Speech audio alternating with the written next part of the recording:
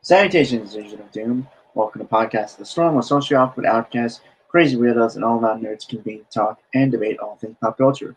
With me, as always, is my co-host, the nerdy occultist, aka the Authenticator, Delta L. Mortimer. Good evening, folks. And I am your host, last time I want to be the brainstorm of pop culture. How's everyone doing tonight? I'm doing good, since I finally was able to take a bath yesterday. Yeah, my week was pretty uneventful. A little tired, but that's kind of always the case for me. Probably almost immediately after we're done with this podcast, I will probably hit the bed. So, And just for the sake of posterity, I did offer to let him postpone the show until tomorrow, but he said no. So I have done my friendship obligations for this evening so far. I'm fine. I'm just, again, I might be a little sluggish.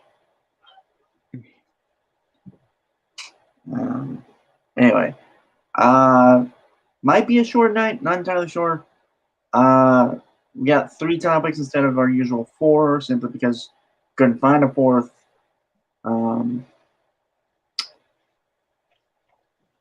Well, we had some stuff, but we want to save most of it for next week. So yeah. We're just so we are still kind of playing catch up from stuff we missed in the last. Whilst we were Valentine's Day-ing, the world decided to drop all the news because why not? Right. Okay. So it's from the independent.co.uk. It's written by Josh Marcus and published February 4th, 2022. Conservative pastor holds witchcraft book burning event targeting Harry Potter and Twilight. Okay, see, I have several issues with that thing in and of itself. Number one, dear fundamentalist evangelicals the world over, Harry Potter is an absolute shitty representation of magic. You do not have to worry about it. Like, it's not reflective of anything to do with the occult in any manner whatsoever. If you were gonna burn a fantasy series that was actually accurate to magic, you'd be burning Dresden Files. But I'm not sure if I should be telling you that, because then people will be burning the Dresden Files, and nobody should be doing that. But nevertheless, if you're gonna burn fantasy series that are like magic related, burn like Stephen King books, H.P. Lovecraft, things of that nature. Don't waste your time with Harry Potter. Nobody in the magical community takes it seriously. It's a very shitty series, and the joke fodder nature of Twilight is well known enough that I don't even think I need to go into that. But nevertheless, Aha. Moving on. Yeah. Okay, so subheader is the book burning comes as school districts around the country ban various titles. And we've been covering that the last couple shows, and once again, principles mean nothing if you're not consistent with them. Yeah. So I will tell the fundamentalist evangelicals with their family values exactly what I told to the academic pricks in their social justice. Fuck your censorship, fuck your morality, it has no place in the public sphere, fuck off with it to the privacy of your own fucking homes, minds, and thoughts, please.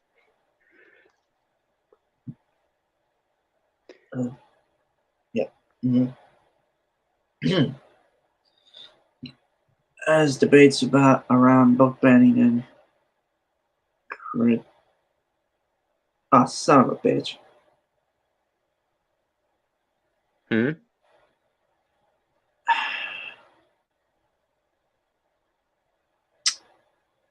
I can't read this. What happened? Well, it has that block thing that I have to like register for it to be able to read more. So Motherfucker. I just now noticed that. I didn't notice it before. Fuck. Flurp. That's I should have checked. I should have fucking checked this. God damn.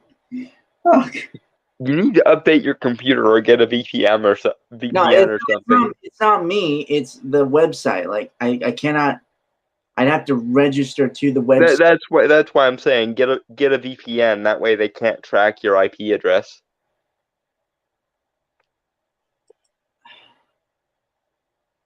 That's certainly a star. Hello, Dragon Turtle and Chrononaut. Hello. Oh, that's certainly a way of kicking things off. Technical difficulties are Right. Okay, well, we'll have to find. I guess we can use one of the things we were going to use next week. So, actually, I think I know the perfect one because you just sent it. Actually. Which one? Oh, the thing about the graphic novel that got censored again. Yeah, give me a second.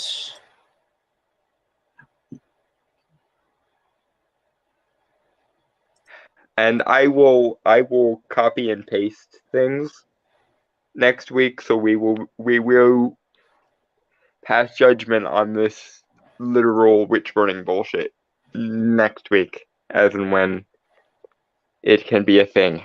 Right. All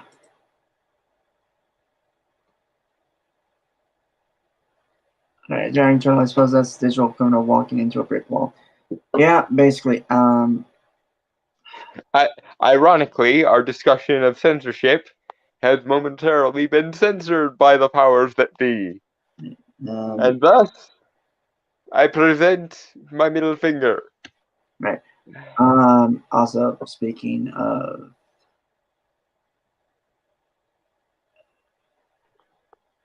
Screen Rant article, no, I cannot get on that website.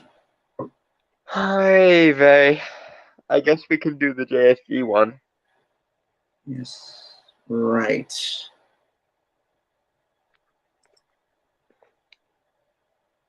Yeah, okay, so this is weird one because I don't really keep up with drama that happens.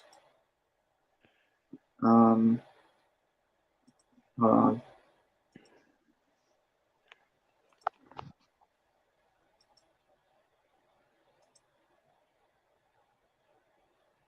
Okay, so this is from Bounty in the Comics, and I will edit this podcast later, so we have updated links. And once again, don't worry. I will also copy and paste the contents of the Screen Rant article into a document so that neither of those articles will escape the fervent justice of our rage.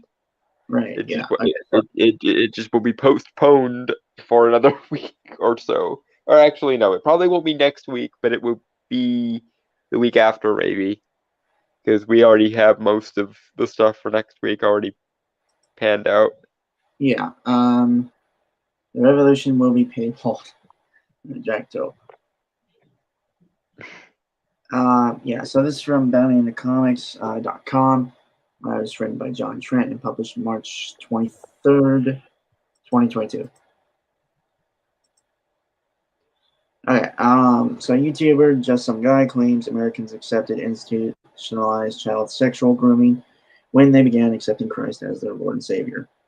Okay, so full disclosure, I haven't really paid attention to this because I'm not really a big guy into like looking into drama and stuff. So I just kind of this. It's just that JSG is a friend of mine, and I feel it would be somewhat disingenuous to avoid sort of the in faction fighting just by virtue of the drama mill. I think I get what JSG is getting at, which is while the left of the political spectrum or the left wing party has taken to calling a recent bill the "Don't Say Gay" bill, the more right leaning of the current parties is calling it the anti-grooming bill. And I think what JSG is getting at is it's sort of ironic for like classical tradcons to worry about child grooming when you consider everything relating to, you know, the Pope's hypocrisy with regards to kitty fiddling. So there is that. And there is also the thing about, quite frankly, I would just call it the anti-indoctrination bill, because that's the issue that's bothering me. I don't think the tactics of the current zeitgeist um are a meaningful definition of the word grooming. However, I do know that it's a meaningful definition of the word indoctrination. And to me, honestly, why do we need to bring in the charged language of grooming when you consider that indoctrination is also bad and perfectly accurate? We don't need to morally charge the language any more than we already have, because indoctrination is also a terrible, horrible thing that no one should do. Right. Okay.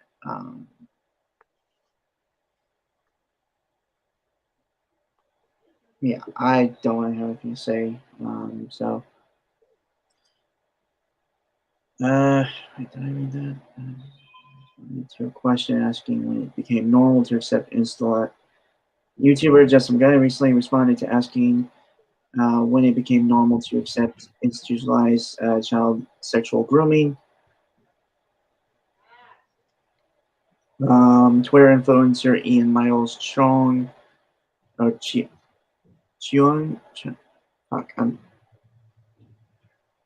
know how to say the last name. I'm sorry. Chung, in What? Miles Chung, you had it right the first time. Okay. Tweeted when did it become normal for so many Americans to accept institutionalized child sexual grooming?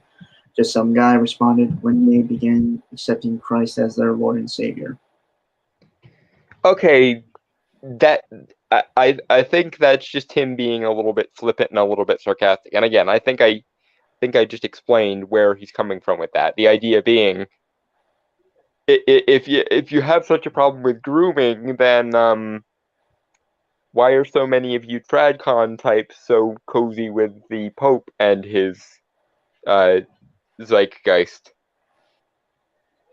Which is at least a fair point, considering that basically every massive, especially moralistic hierarchy tends to have a certain percentage of people who ironically kitty fiddle in their free time, whether it's the cardinals, popes, and bishops doing it, whether it's Hollywood and their casting couches doing it, or whether it's academically sanctioned twits doing it in the name of inclusion, diversity, and equity. Okay. Okay.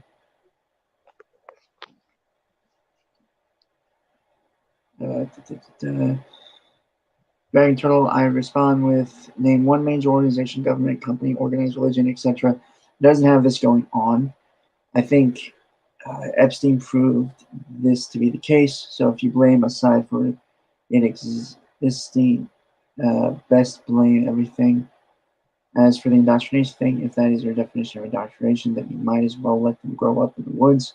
A good parent will give at least some guidance about ideology, religion, or lack thereof, and morals, how the world works, etc. See, but I don't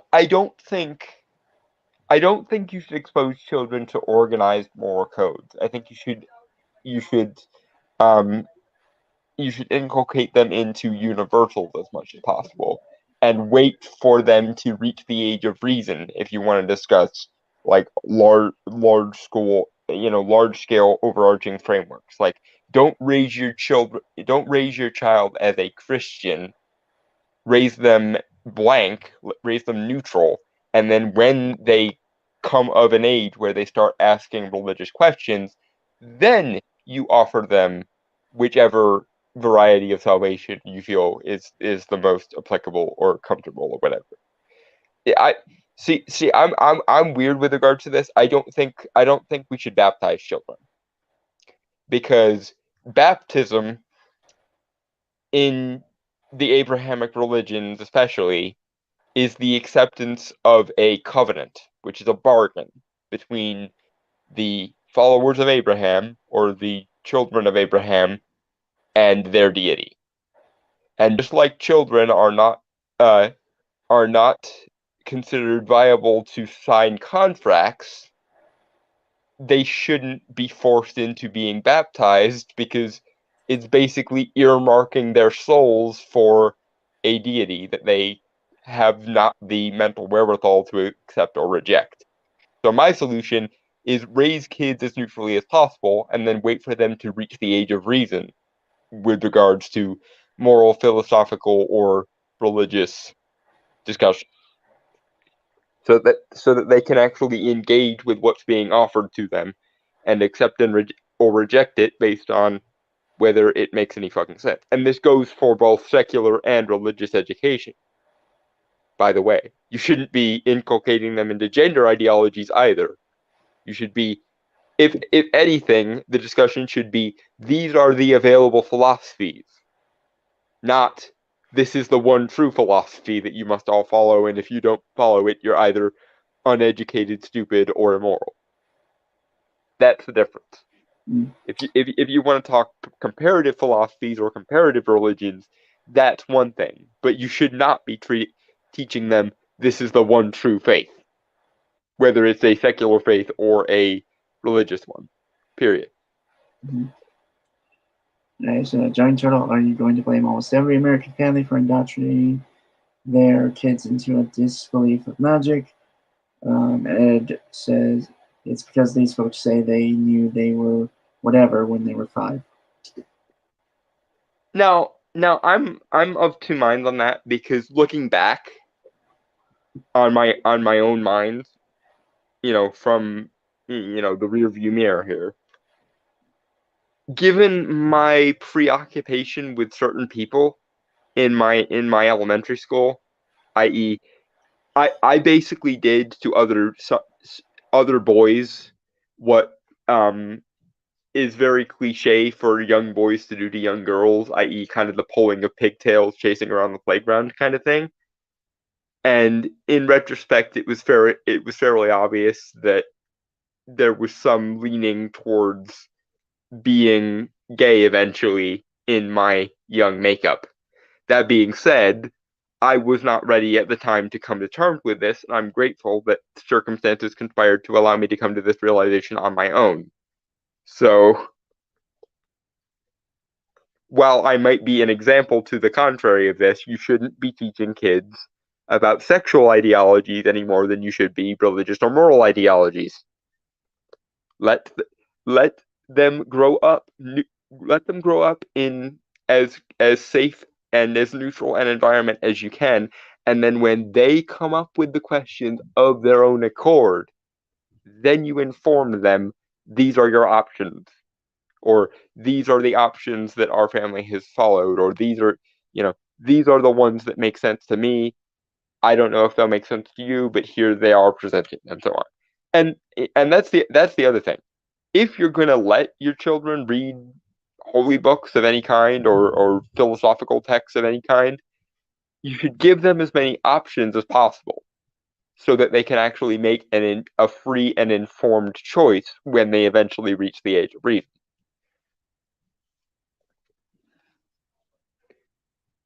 And you certainly shouldn't baptize them, or in the case of certain secular ideologies in this day and age, put them on puberty blockers so that they can be transgender. Kids should be the ultimate neutral zone, in my opinion.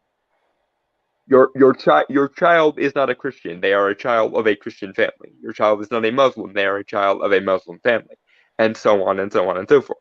And your child is not trans, gay, straight, or any combination of the above. They are error non-applicable until they reach the age of reason and can make the decision for themselves. Okay. Moving on. Yeah, moving forward. Well, a lot of people are saying stuff in the comments while you were talking. So, apparently, Chrononaut sent a link via Discord, so I'll look at that in a minute. Dragon Turtle to each their own, but raising children without morals sounds sort of like raising them without any worldview, as in not teaching them things like math or logic. You're letting them stumble around on their own. Does that mean you say you cannot consider these other options? No. But you can say, I believe completely that this is true. I could be wrong, but I believe so. You don't teach kids about sexual ideologies because you don't want them experimenting with each other. I do agree, but you have to give a kid something. Again, you can raise them factually neutral, but then you're starting first grade at the age of 20. No, because educational institutions aren't supposed to have biases like this either. That's what I'm saying. Children are a neutral territory until they reach the age of reason. What you're supposed to do is give them as many options in the meantime so that they have the tools to figure shit out for themselves when they eventually reach that age of reason. You don't in my opinion, it's just like the circumcision thing. You shouldn't circumcise children. You should, if they are of a certain kind of religion, give them the option to eventually circumcise themselves if they so choose to. And you shouldn't baptize children. You should wait for them to reach an age where they can make the decision for themselves. Period. You can still inform them that baptism is a thing, and you can still inform them that circumcision is a thing. But you should allow them to make as free and informed a choice as they possibly can make. Which means the child is essentially a blank slate to be filled with as much neutral and factual information as possible until they are of the age to start asking those questions of their own free will, which every child does, especially when they reach puberty, because that's when we figure out who and what we are as individuals. Okay, so Robert Relic. Okay, so morals are part of religion, sadly, like old grim fairy tales. They are, but you need to teach morality as well. I was using an example, raising them factually neutral. If you raise them morally neutral, they lose a few thousand years of moral development for humanity. Or No, Steve, this is where you're wrong, because evolutionary psychology takes care of most of this. We're we're not a morally neutral species. We will into a child who is raised well will come to these conclusions of their own volition, because evolutionary psychology basically presets a well-developed human brain to do these things, unless they have congenital sociopathy, which unfortunately no amount of moralizing is going to fix a congenital issue. Period. In fact, if you give a kid who is predestined to be a sociopath morality, all they're going to do is learn how to use that morality to torture people.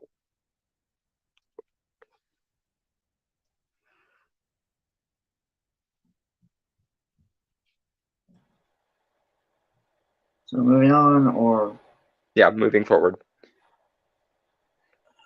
okay, so I'm just gonna read a bit here, guys. So like, I don't want to be stuck on these comments. Yeah. We would get to the comments at the like midpoint of the article so that we can actually get through this.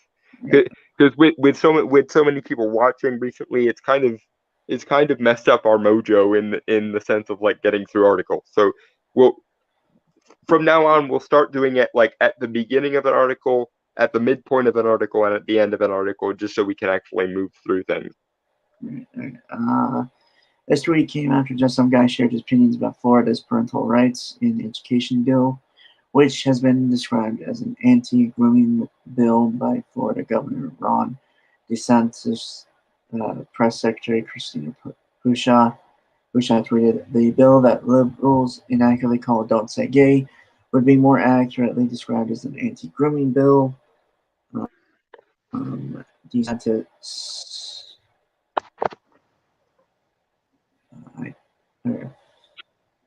DeSantis also commented on those protesting the bill, saying, "It's a free country, but understand if you're out protesting this bill, you are by definition putting yourself in the favor of injecting sexual." Why the fuck does this keep popping up?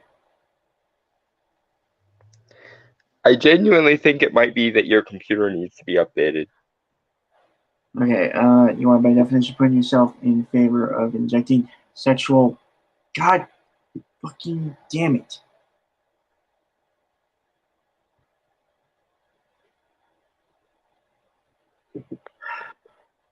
Instruction to 5, 6, and 7-year-old kids. Most people think that's wrong. Parents especially think that's wrong. Okay.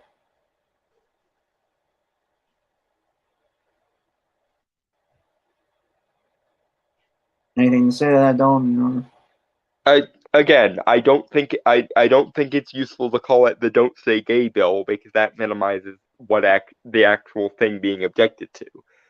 But I think it's a little bit of an extreme position to call it the anti-grooming bill because what they're doing isn't technically in the strictest context grooming. What they're doing is indoctrinating, which I'm of the opinion we should just call it the anti-indoctrination bill because that would be both accurate and with a sufficient amount of moral weight. Because just like I was right there with the Christopher Hitchens and Samuel Harris's and Richard Dawkins's of yesteryear going, we shouldn't be teaching creationism in schools. Right now, I'm in the same position where I don't think we should teach Frankfurt School style critical theory of any kind, be it race, gender, or any category in any identitarian list. Either we shouldn't we shouldn't teach fundamentalist Christianity, but we also shouldn't teach like we also shouldn't teach like Christopher Hitchens style anti-theism either, and we shouldn't teach tradition is the greatest thing ever. Oh my God! But we also shouldn't teach every tradition that humanity has ever come up with in the history of ever is false either. The the the truth, as with most things, usually lies in the middle. And if we're going to be teaching this kind of thing at all, if we're going to be teaching this kind of thing at all, we should be teaching it in a objective and comparative sense, i.e., don't teach this is the one true religion, teach these are the religions that people have followed throughout history. Or don't teach this is the one true moral philosophy, teach these are this is the history of philosophy, and here are some of the more significant philosophies throughout history. Let the children make free, informed choices as and when it is necessary, and avoid subject matters as and when they're not of the appropriate cognizant ability to be able to deal with them yet. And don't assume your children are either sacrosanct or broken because you have or haven't taught them the right shit yet. Because humans are going to be human. They're not good, they're not evil, they're somewhere in the middle, usually. Moving on.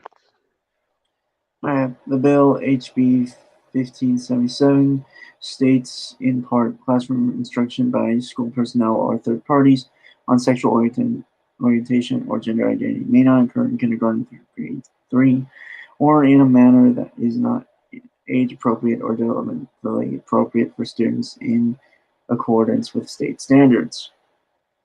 I mean, yeah, that doesn't sound like grooming or don't.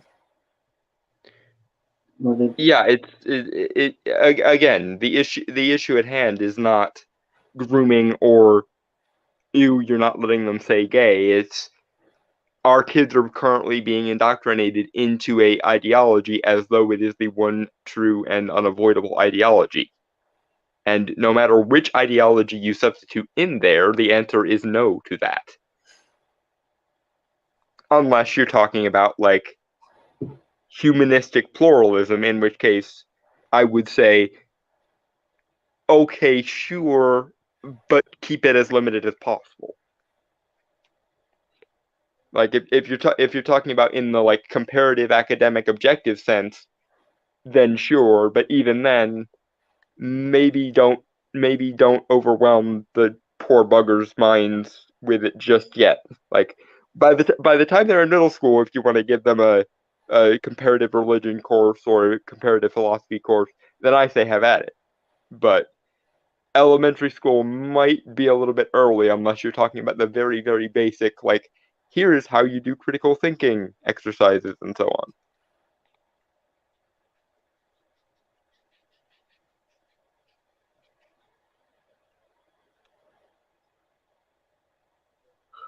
Yeah. Yep, moving forward. Yeah. The bill also prevents school districts from adopting procedures or student support forms that prohibit school district personnel from notifying a parent about his or her student's mental, emotional, or physical health or well-being as a change in related services or monitoring, or that encourage to have the effect of encouraging a student to withhold from a parent such information. Yeah, in other words, teachers can't turn children into lumps of clay to be molded as they want without at least checking in with the parents along the way, which I'm perfectly fine with because I've always operated under the adage of it takes a village. So it shouldn't be exclusively the parents' responsibility or providence to teach their kid everything, but nor should it be the teacher's one-dimensional prerogative to to teach children everything, because you know, like I said, like has always been understood since time immemorial, it takes a village to raise a good baby. So you want them to be exposed to as many different influences as possible: the butcher, the baker, the candlestick maker, the teacher, the lawyer, the doctor, the priest, the what have you, um, and of course the parents. So that's my thinking of, even if I agreed with everything that critical theory and the Frankfurt School believed, which I don't, I still would want the parents to have some say in this, especially because I am on team orthodoxy is usually a bad and intellectually stifling thing. Therefore, you should let as many voices outside a given orthodoxy have an influence as possible. And academia is very much an orthodoxy, whether they want to admit it or not. Moving on. Yeah.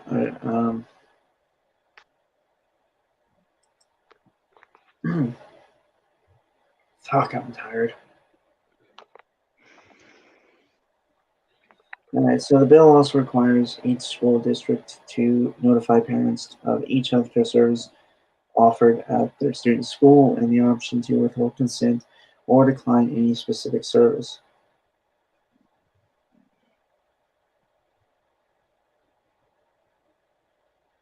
Okay, I got nothing to say there. Read that again. Sorry, I was looking at the chat because Dragon Turtle said something. Okay.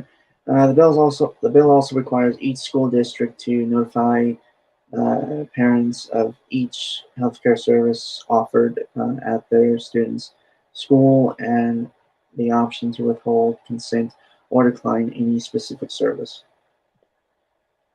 Yeah, I again would generally agree to that because nobody should be able to tell a child this is the one thing you must believe, and if you don't, you're either stupid or a bad person. No matter which variable you want to change that to.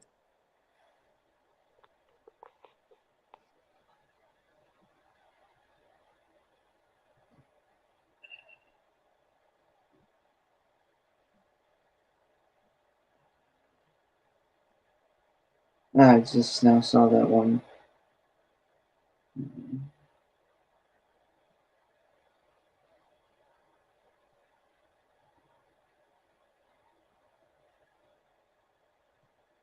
Uh, yeah, so Dragon Turtle, It Takes a Village is just an excuse to let that one person have say over everyone's kids. The only one that should have authority over the child is the parents, no one when they are adults. See, no, I do fundamentally disagree with that because unfortunately, no matter how great two parents might be, two perspectives does not a well-rounded person make. Period. And then of course there's the niggling little detail of sometimes abusive parents exist. Um, so I bring up the adage of expose your child to as much as they can handle as often as possible, because if not, then they're going to be at best sheltered and at worst warped beyond all reason. But no one in that village gets to have any more say than the parents. I will say that the parents still get the largest say, but I will never say that only the parents should have a say. Because I think it's better for the child to be exposed to the butcher, the baker, the candlestick maker, the lawyer, the doctor, the priest, and everyone in between. Um, just like if you want to raise a child not to be racist, the correct answer is not only let people of one race be exposed to them. The correct answer is expose them to as many types of people as your community can sustain, and don't make a big deal of it. Okay. It's the don't make a big deal of it that's the important bit. You know, just because your kid has kids, friends of multiple races doesn't mean they're being inculcated into a diversity cult. But if you actually catch your child's teacher inculcating them into a diversity cult, then you get to say no to that. Just like if they were inculcating them into fundamentalist Christianity, you'd be justified in saying no to that, even if you yourself were a fundamentalist Christian. Yeah. Dragon Turtle, well, then you better live in a hand-picked, gated neighborhood. Otherwise, you are going to get a lot of people in that village that you would really not want. Right, because the world always cooperates with what people want, and never should a child have to deal with the fact that the world is a strange and fucked up place, that strange and fucked up things occasionally happening. I'm against either sheltering children or putting them in unnecessary danger. But if you're there to keep the child safe while they explore as many variables as possible, then I see no problem with it. Um, for the record, I guess technically I'm kind of a living example of It Takes a Village because I've lived with an extended family. Like it was my mom, my grandmother, my grandfather, my uncle. Uh, that kind of helped raise me, and I had like a bunch of friends growing up that helped not raise me, but at the very least helped shape my Outlook. yeah. Um, and I had teachers as well. You know, it's just again like uh, okay, Dragon Turtle. Children are highly impressionable and short-term thinkers. They will fall short for a lot of things that adults wouldn't. They aren't idiots, but they aren't the same as adults. Um, not sure if I agree with that. Yeah, Or, I think you're being a little bit condescending there, my friend. Um, I mean, you have a point, but it's only half of a point. You're doing the exact same thing that modern day Hollywood types always do when they go, we have to make children's movies for the lowest common denominator because it's not like children are ever mature enough to handle important or risque themes. Derp. Yeah, no. Ch- Children are still a variety of people. They're just not done cooking yet, for lack of a better word. But the best way for them to learn to handle the world as it is for you to not filter the world as it is any more than you absolutely need to.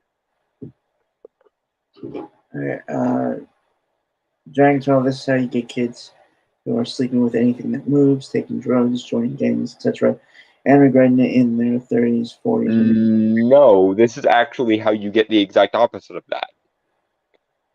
I'll give you an example. My mother um was always fairly nonchalant if me or my brothers wanted to try alcohol. Her logic being, if I make it something that they're not allowed to do, they're just going to find it in their own time anyway, and they're going to go absolutely batshit crazy with it because they're going to be repressed and they're going to overindulge. But if I make it something not important, nonchalant, then they'll probably find a reasonable, healthy homeostasis with it. Anyway, well, she wouldn't use the word homeostasis, but I'm translating it for like formal context. And not to toot my own horn here, but I'd say I'm fairly well raised, all things considered, and so are my brothers. I tend to agree the with the adage that prohibition has never solved anything. The only thing that tends to solve things like this are who gives a fuck.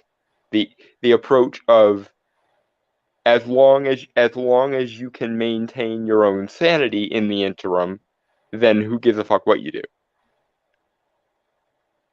Okay. And in my experience, whether it's showing kids risque art, whether it's um allowing kids to partake of things like alcohol or the like, the correct answer is just be careful.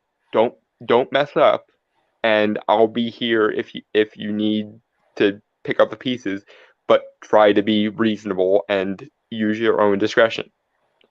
See, that's the thing we need to start teaching children that we don't teach children, quite frankly, is the ability to maintain their own discretion. What is reasonable, what is not, as opposed to these are the appropriate things you must believe, morally speaking. Instead, do does this seem reasonable to you? And if so, why can you defend your position? Again, you'd go a lot farther teaching kids critical thinking skills and their own kind of discernment than you would these are the appropriate moral edicts, derp. Um, I'm going to read these off, then we're going to try and continue with the article. Mm-hmm. Dragon 12, they can handle mature, non sexual themes, but not enemy propaganda. And if kids went to a party with their friends where they were peer pressured into getting drunk, and brewery kids today are too soft to handle it. P.S. And Dragon Troll. P.S. I understand if it was for time purposes, but you missed a lot of stuff from me and Robert. Yeah, sorry about that last one. Uh, Yeah, um, like I said, we're just not used to having these many comments, so we need to balance, you know, moving through the article versus dealing with the comments. So I'm going to institute a beginning of article, middle of article, and end of article thing where we'll address the comments when we hit those milestones. Because that seems like a much better way of balancing it than trying to bounce back and forth. So yeah, moving on.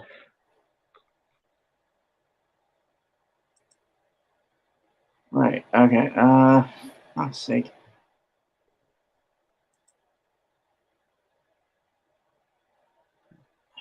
God damn, I hate this fucking thing. How the fuck does this?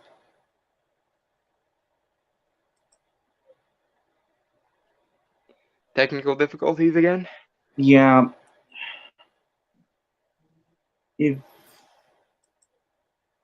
all right, give me a minute while I try to fix this on my end. Yeah. You really need to get a VPN so they can't track your IP address. That way they can't tell whether you're whether you visited this for the first time or not.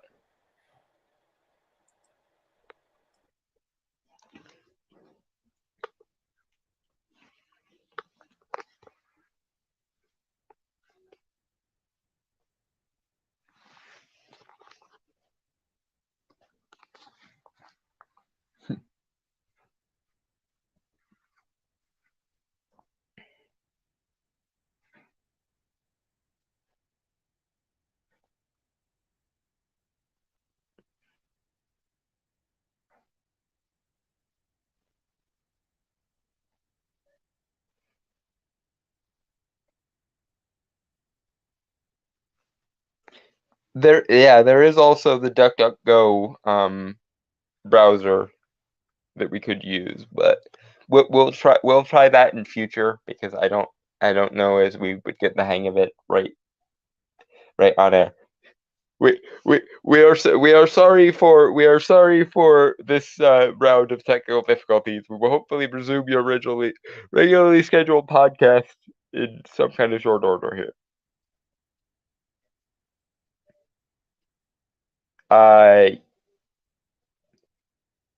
Ed is having issues hearing audio.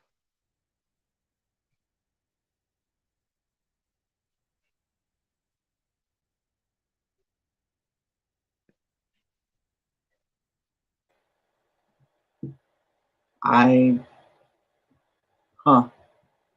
think the only reason nobody is calling VPNs criminalware is because they are too boomer to understand it. Says Dragon Troll.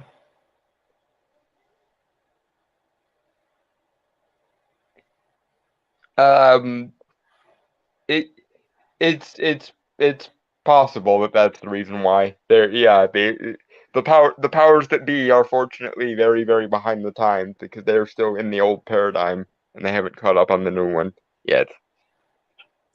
Mostly because they're too busy demonizing the new one as when they feel like it, or as and when it's brought to their attention. So there's that. But yeah. Okay. Should be fine. No, I can have Okay, it. Ed can hear us now. I think you just weren't saying anything. Yeah. Okay. So we have someone new. Jimna Gray. Was exposed to drinking at a young age, but I learned it was not worth the hassle of dealing with hangovers. Also, I agree that ideologies should remain out of the schools, and parents should not try forcing children to be a gender.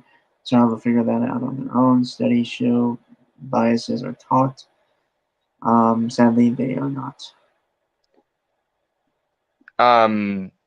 Yeah, I agree. I agree with give me Ray on this one because that was the other thing that I learned from a very young age because my family is actually full of people who do overindulge in alcohol, and the one thing I learned about alcohol from a very young age is overindulgence in alcohol fucking sucks, which is the other half of the equation. By shielding children from this kind of subject matter, we also shield them from the consequences of it. But by hyper focusing on the consequences of it, we offer nothing but a one-dimensional moralistic side of it. So my solution is don't moralize and don't shelter, just let them figure it out. Moving on. Parents must also be notified of any well-being questionnaire or health screening form provided to students in kindergarten through third grade. The parents must be given the questionnaire or health screening form and approve of it before the school can administer it to the students. See, I think that's entirely reasonable, especially if it does stop around third grade. Because, like, again, by the time of middle school, in like a sex ed class, if you want to have these kind of discussions, fill your boots. But certainly nowhere before like the end of elementary school.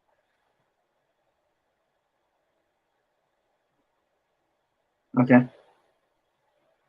I don't really have anything to say, to be honest. So, moving on. Yep, moving forward.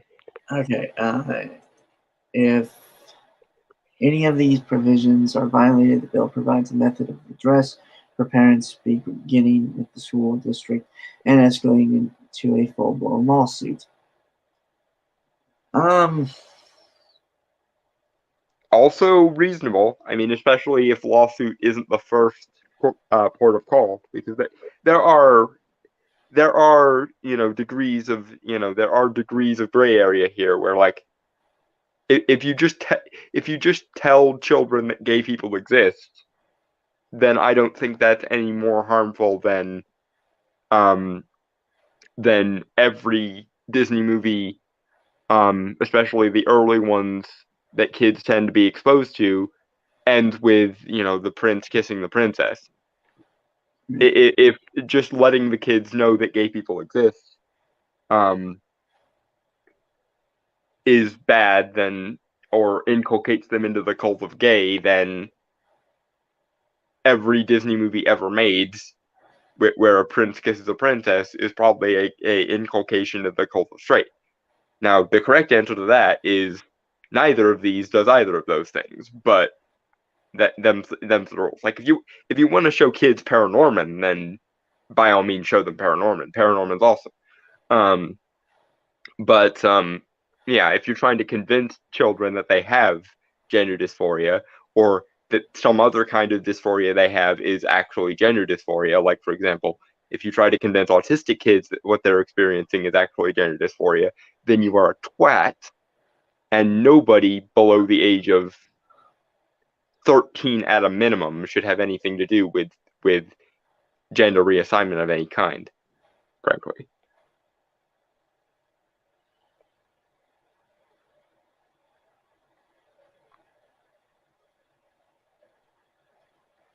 right, okay. Yeah, this weird conversation going on in the comments. Mm-hmm. Some guy responded to the bill and Disney's response to in a video titled "Disney Finds No Love at the End of the Rainbow." And they have a link to his video here. We're not going to play it simply because a lot of things. Mm-hmm. Okay. In the video, the YouTuber specifically references Catholic leadership, saying, "I see Chapek graduated from the Vatican School of Optics. We're sorry we got caught protecting douchebags. We'll pretend to do better until you stop looking." Not only did he target Catholic leadership, but he described anyone who supports the bill, especially those on the right politically, as homophobic. Okay, I don't think he did. I think I think what he's getting at is probably just people in general, or rather institutions in general, have a certain percentage of them that are overbearing to the point of fallacious and often harmful ways. Like, for example, if you give enough people enough moral authority of any kind, a certain percentage of them are going to abuse that. The pastor who has the altar boy, the director who has the casting couch, the teacher who converts their children into transgender or transgender kids, and so on and so forth. It's not a factor of education being the issue, and it's not a factor of any other institution being the issue. It's the factor of, if you put enough people in institutions and give those institutions moral sway, moral say so, then you will get a certain percentage of people abusing that moral sway and moral say so. So my solution is just avoid giving those institutions moral sway and moral say so as much as you feasibly can. Because if we teach children don't trust people in authority over you, learn to question that authority whenever possible, that will breed a group of a generation of children who can think for themselves. And to me, that sounds like as close to a utopia as we can get. A generation of children who, when you say "because I said so," point out the fact that that is a fallacious argument, is probably the best possible future for the human race. Because nobody should be forced to accept "because I said so" as an argument. Parents should be better at explaining themselves in that case. Right. Fuck, I'm tired.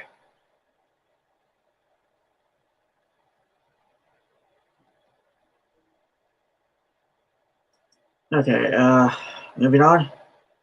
Yeah. Okay. At some point in the video, he stated, I also see that no faux good deed goes unpunished. And of course, the right claims Chadwick bent the knee in opposition to the righteous homophobia, but no, he didn't. He's pretending to bend the knee now that his public statement will have zero effect. He even concluded his video saying, "But what do I know? I know how to spot homophobia when I see it." Okay, Jay. Okay. So he did actually accuse them of homophobia. I stand corrected. What the fuck, Jay? They're not. They're not. The alleged "don't say gay" bill, quote unquote, is not actually a literally "don't say gay" bill.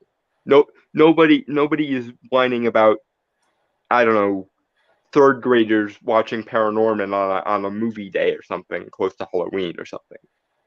In fact, if anyone did have an issue with somebody with a third or fourth grader watching Paranorman around Halloween on a movie day at school, I would be the first to tell them to cool their jets and go fuck themselves. But nevertheless, and I did when Paranorman came out, and a certain percentage of tradcons did actually lose their minds over it. But there's a difference between neutrally telling them, "Hey, gay people exist, and that's a thing that's okay to be," or, you know, you experience some kind of identity dysphoria because you're a child and don't know how the world works yet. You must be transgender. Those are two different things. One of those would be acceptable. The gay people exist and it's a thing that's okay to be, versus the, you know, my student needs gender reassignment now. Those are two different sides of a very, very, very far spectrum here.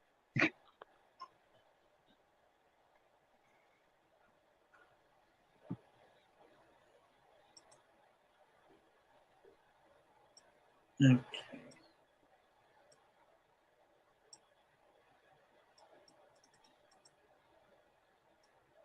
Okay. Give me a second. God damn it. Fucking time. Now, one sec.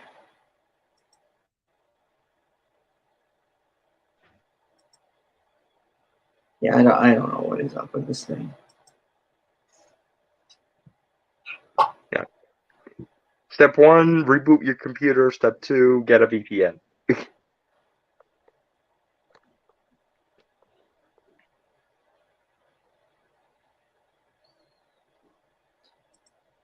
Probably not. Sorry. I more so just don't have the resources to.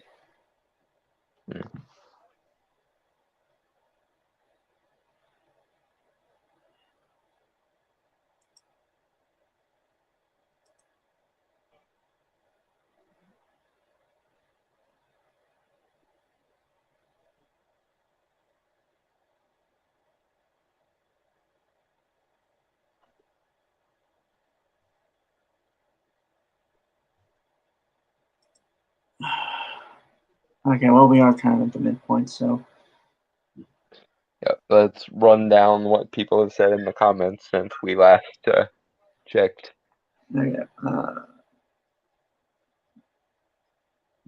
Jim, Jimmy Gray. I don't know how to use ad blocker. Yeah, he doesn't have one. Yeah. Otherwise, I would have told him to switch it on already. Yeah. I guess wait, but isn't telling someone that gay people are okay, telling them how to be moral? I mean, I know it's right, but that's what everyone says about their ideology. It doesn't change the fact that you are still teaching morality, like you just said, was bad. No, because ob- being objective is not moralizing. I.e., these are a group of people that exist. Morally wrong with them um, is not moralizing. If anything, it is deconverting from existing moralizing. It's essentially the individualistic libertarian slash classical liberal position of who gives a fuck. But usually you don't even have to say this is a okay thing to be. Kids will come to that conclusion by themselves just by being presented with it. In the sense that if you show third or fourth graders Paranorman, they're going to view the fact that Mitch is gay as, oh, that's interesting, and then they're not going to think anything else of it. I was just saying, for the sake of preciseness, that if you wanted to pad out what the implication there was, it would be that. But usually, my vote is leave the implications unvocalized wherever possible.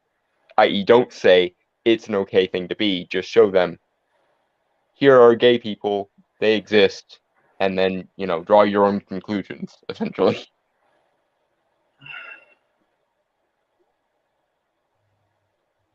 Ed Brewer, adult release appeal knew you were not straight very early on. If these kids are acting the same way, then aren't the parents doing right in your view?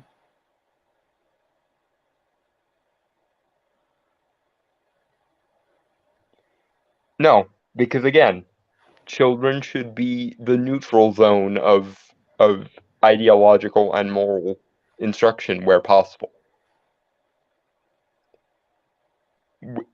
How you should handle this as a child, if you are a child who is like this, i.e., like I was, in the sense of I kind of knew from an early age that I either swung both ways or swung rather heavily toward one side. Um, is you might inform them that this is an option, i.e., gay people are a thing that exists, but no further than that. Just like if you were a black kid in a school full of white people, and you for some reason didn't expose them to the fact that other black people existed somehow, or were able to, like if they were adopted by a white family or something, um, you might want to at least allow them to be aware that that is a thing that exists. But you don't therefore get to say, therefore, either discourage BLM or be in favor of BLM, because that because there is the line where it becomes something other than objective reporting. See, there's a line between objective reporting about a thing that exists and encouraging or discouraging it. That's the moral dimension. And children should, as much as possible, be allowed to exist in a vacuum where they're allowed to figure that shit out for themselves. And then later, when they have questions, like say when they become teenagers and are capable of examining these sorts of questions for themselves, or coming to you with those questions, then you offer them, you know, here is the spectrum of options that we have in favor of or against certain things, and then let the kid figure it out for themselves. And if they have questions, maybe then offer a little bit guidance. But that again, that to me is just pluralism, not that to me is being in favor of pluralism, not being in favor of moralism. I.e., don't teach kids to prescribe to a certain religion. Teach kids that religions are a thing that exists, and here are some examples of them, and what various people have thought about them over the years. Or don't teach kids this is a prescribed philosophy you must choose to accept. Teach kids here is what philosophy is. Here are some philosophies that have existed throughout history, and here is how you examine philosophies with critical thinking and etc. Okay. Okay. Giant Turtle, still think you guys are using special pleading again, gay people are fine, but that's not what I'm getting at. Teaching morality is teaching morality. You don't get to say this is subjective and this is dogma. Okay, so Dragon Turtle, let me again use the example that I gave while I was making this distinction. Would you say my kids shouldn't watch Disney movies because the prince kisses the princess at the end and that inculcates them into a straight mindset? My answer to that would be no. My answer to that would be no, that would be stupid. But so would preventing a kid from watching Paranorman because the character of Mitch Down happens to be gay. My solution is don't stop them from being exposed to either, but also don't create a moral fixation about either. Present kids with as much information as possible and as many options as possible, and let them figure it out for themselves as much as possible. Hopefully, with the use of critical thinking and objective examination, which are things we should teach them. Right. Okay. Giant Turtle says, to be fair, like just type this. To be fair, I typed that before you gave that example. Okay. Well, that's my answer then. My answer is be objective with as many things as possible and don't offer the moral dimension as much as you can feasibly avoid offering the moral dimension. Because the moral dimension is the dimension of people with minds capable of reasoning in their own right. So if your kid is before the age of reason, i.e., before they can make an independent choice of their own free volition, then you shouldn't be forcing them into it. Don't baptize your kids. Don't send them to faith schools if you can feasibly avoid it, and don't teach moralistic secular ideologies like social justice or Frankfurt School critical theory either. Be objective and, where possible or necessary, be pluralistic. Okay, hold on. Dragon Turtle, what if you legitimately think that being gay is some learned or degenerate behavior? Your answer also applies to the child drag queen thing as well. Yeah, no, children should not be drag queens. Children shouldn't be anything having to do with sex because there's part of their brain that examines sexuality not a thing yet. Teaching kids someday you will have these sorts of urges or someday you will have these sorts of relationships is one thing, but or teaching them that you will have the option of having these sorts of relationships is one thing, but if you start adding a moral or coercive or socio-political dimension to it, then you are fucked in the head.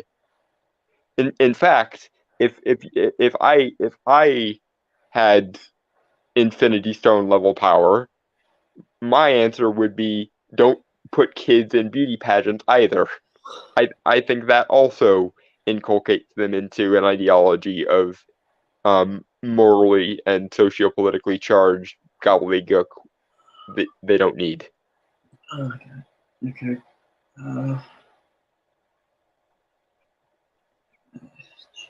I'm not feeling great. Okay.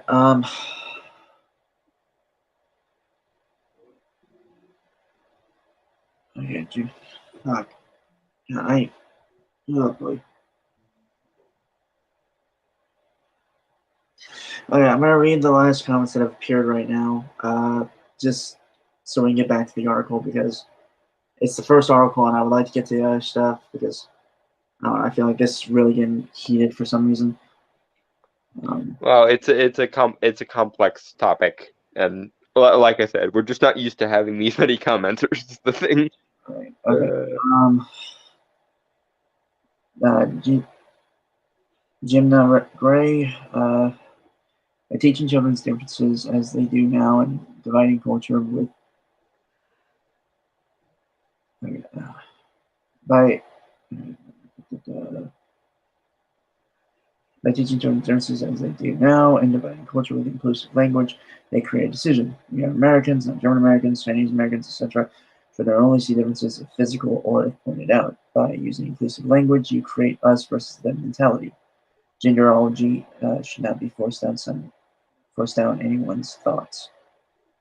See, I'm not sure if okay, I get what you're saying in the sense of we're all Americans, but I don't see any problem with pointing out that people of various different cultures exist. Like, for example, even back in the days where they did teach things like civics, we still had things like Schoolhouse Rock, where they taught about the Great American Melting Pot and so on.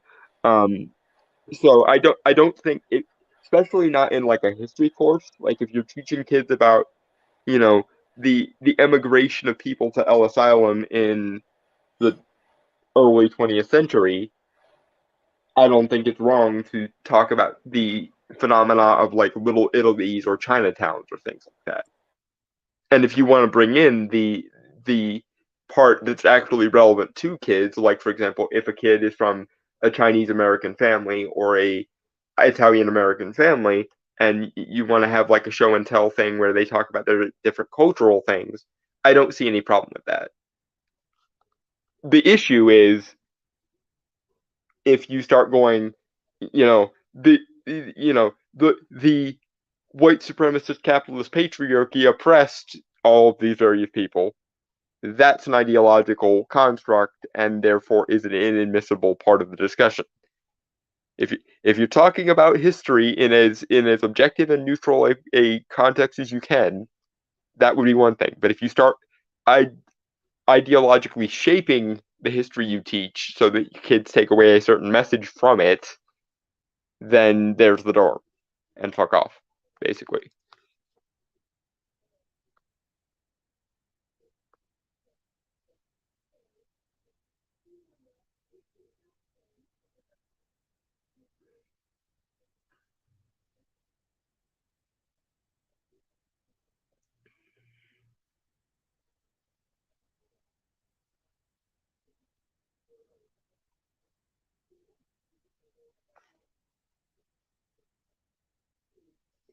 Yeah, I figured as much, Gray, but I just wanted to be clear that just because I don't believe that there are right cultures doesn't mean we can't talk about that. Some kids grow up in Jewish families, some kids grow up in Chinese American families, some kids grow up in Italian families, and so on, and they each add a little bit to the to use the old fashioned expression, the Great American Melting Pot.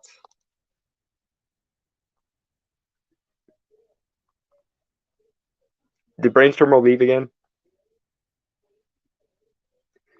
Um, yeah, he just sent me. He just told me he'd be right back. So, I will entertain the chat whilst he is otherwise doing things. Yeah,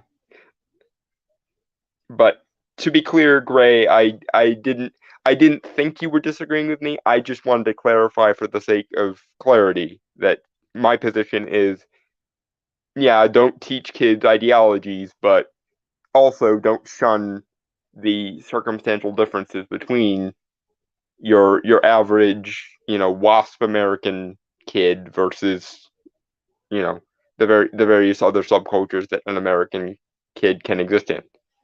Because teaching kids to be ashamed of their differences would also be bad. Kids shouldn't be overly proud of their differences, and they shouldn't be overly dismissive of their differences. They should be able to acknowledge that their differences exist and that they might have a unique perspective, therefore. But that's about as far as I think it's reasonable to go. Because maybe it is because I grew up in the '90s where we were able to discuss that there are different cultures within the overall American culture, and I didn't have a problem with it. In fact, this is a really cheesy example, but I grew a massive affection for Chinese culture by virtue of watching a cheesy Disney movie called Wendy Wu Homecoming Warrior, um, and so on and so forth. And I grew a massive amount of respect for Irish culture from the movie The Luck of the Irish. I again, I'm a child of the late '90s and early 2000s. Excuse my outdated boomerisms, but nevertheless.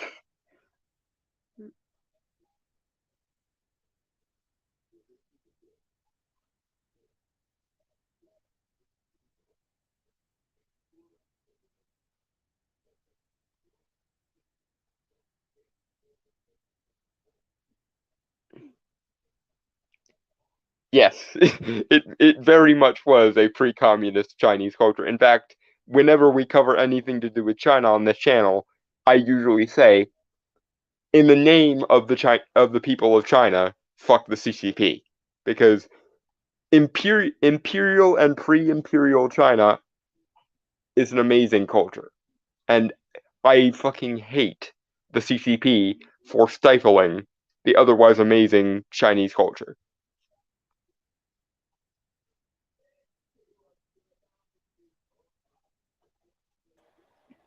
Okay, I'm back.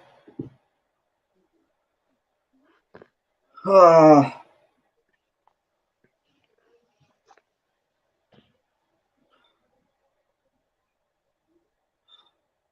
hello, okay, hello. Yes, we can hear you, Brainstormer.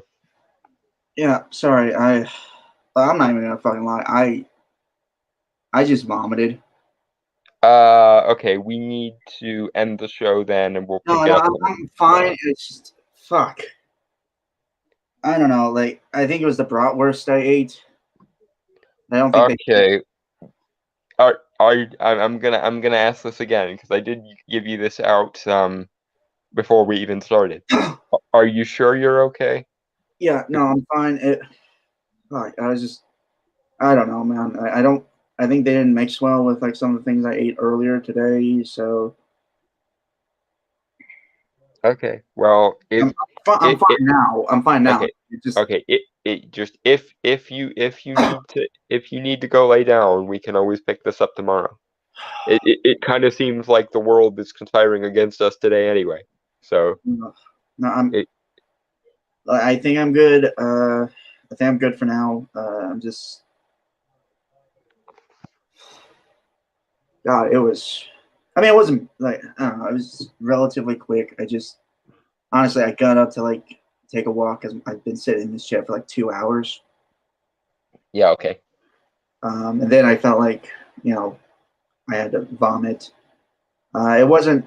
I don't think it was food poisoning because I feel better now. I don't know. It like I said, like it just mixed. I it mixed with a few things I think didn't agree with it, and yeah. But no, I'm good. And I do want to finish this article. I could throw that's your problem. You should have ate the brat best, not the worst. Okay, I usually hate puns, but that was actually a good one. But Well, I do have some. well played, DT. Well played. But I do have something to drink. Actually, I probably should swap this out for water, to be honest. So I'm actually, no, I'm gonna read a little bit of the article so Dawn can talk, so we don't have a long pause. Yeah. And then I'll get a cup of water. And I will entertain the chat whilst you're dealing with health things. And Yeah. again, if at any point you feel like you need to rest, just let me know. and we can pick this up tomorrow. Funny enough, I actually feel more awake than I did before. So that actually kind of woke me up a bit. Yay. Yeah. Okay, so sorry. Video would receive significant criticism from his own viewers that would eventually spill over to Twitter. Fellow YouTuber Quarter Black Garrett noted that one criticism of Just Some Guy was a mild rebuttal and explanation.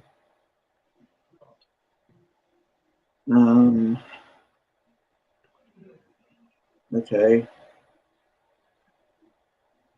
I don't have anything to say to that. Yeah, I think go forward if you can. Okay. Okay. In response to this, Just Some Guy tweeted accusing someone of being a pedo or activist for opposing the anti-gay bill is a mild rebuttal and explanation. I'll keep that in mind the next time someone calls the right white supremacist.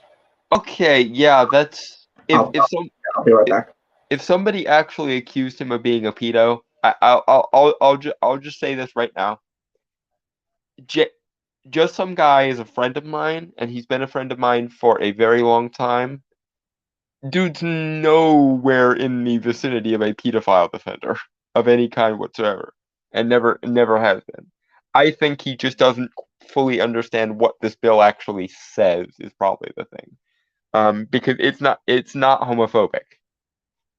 And if I catch wind of FradCon evangelical family values types using it like that, I will be the first to say, as I've said on many occasions, especially recently, and the viewers can vouch for me on this one, regardless of whether you're a TradCon evangelical family values type screaming, "Won't somebody please think of the children," or a academically sanctioned family or an academically sanctioned social justice type screaming, "Won't somebody please think of the insert demographic?" I say fuck both of you. I say morality has no place in the public sphere. It should be a private choice, where possible. And just to be clear, there is a difference between morality and ethics.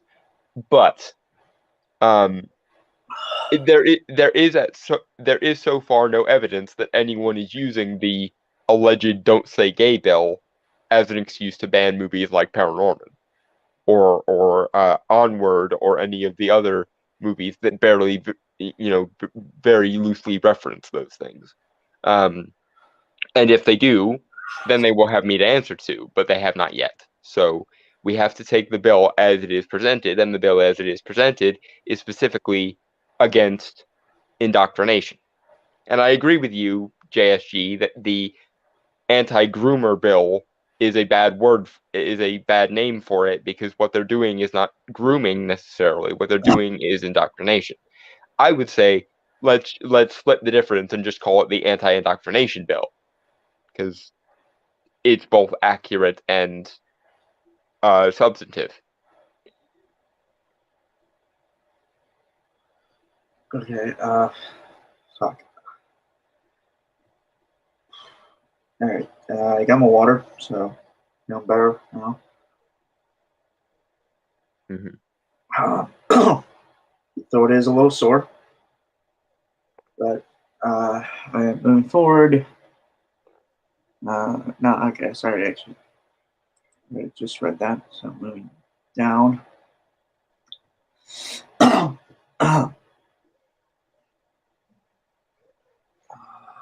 Right. The YouTuber would also reply to YouTuber Cecil Says, who wrote, "Why some people would see an anti-grooming bill as anti-gay is actually quite telling of what they think of gay people." Okay, no, because as we just went over, and I will stand by this, neither name for this bill is accurate or substantive. It's not an anti-gay bill, because what they're objecting to is not gayness. What they're objecting to is indoctrination. And it's not an anti-grooming bill, because it doesn't go into the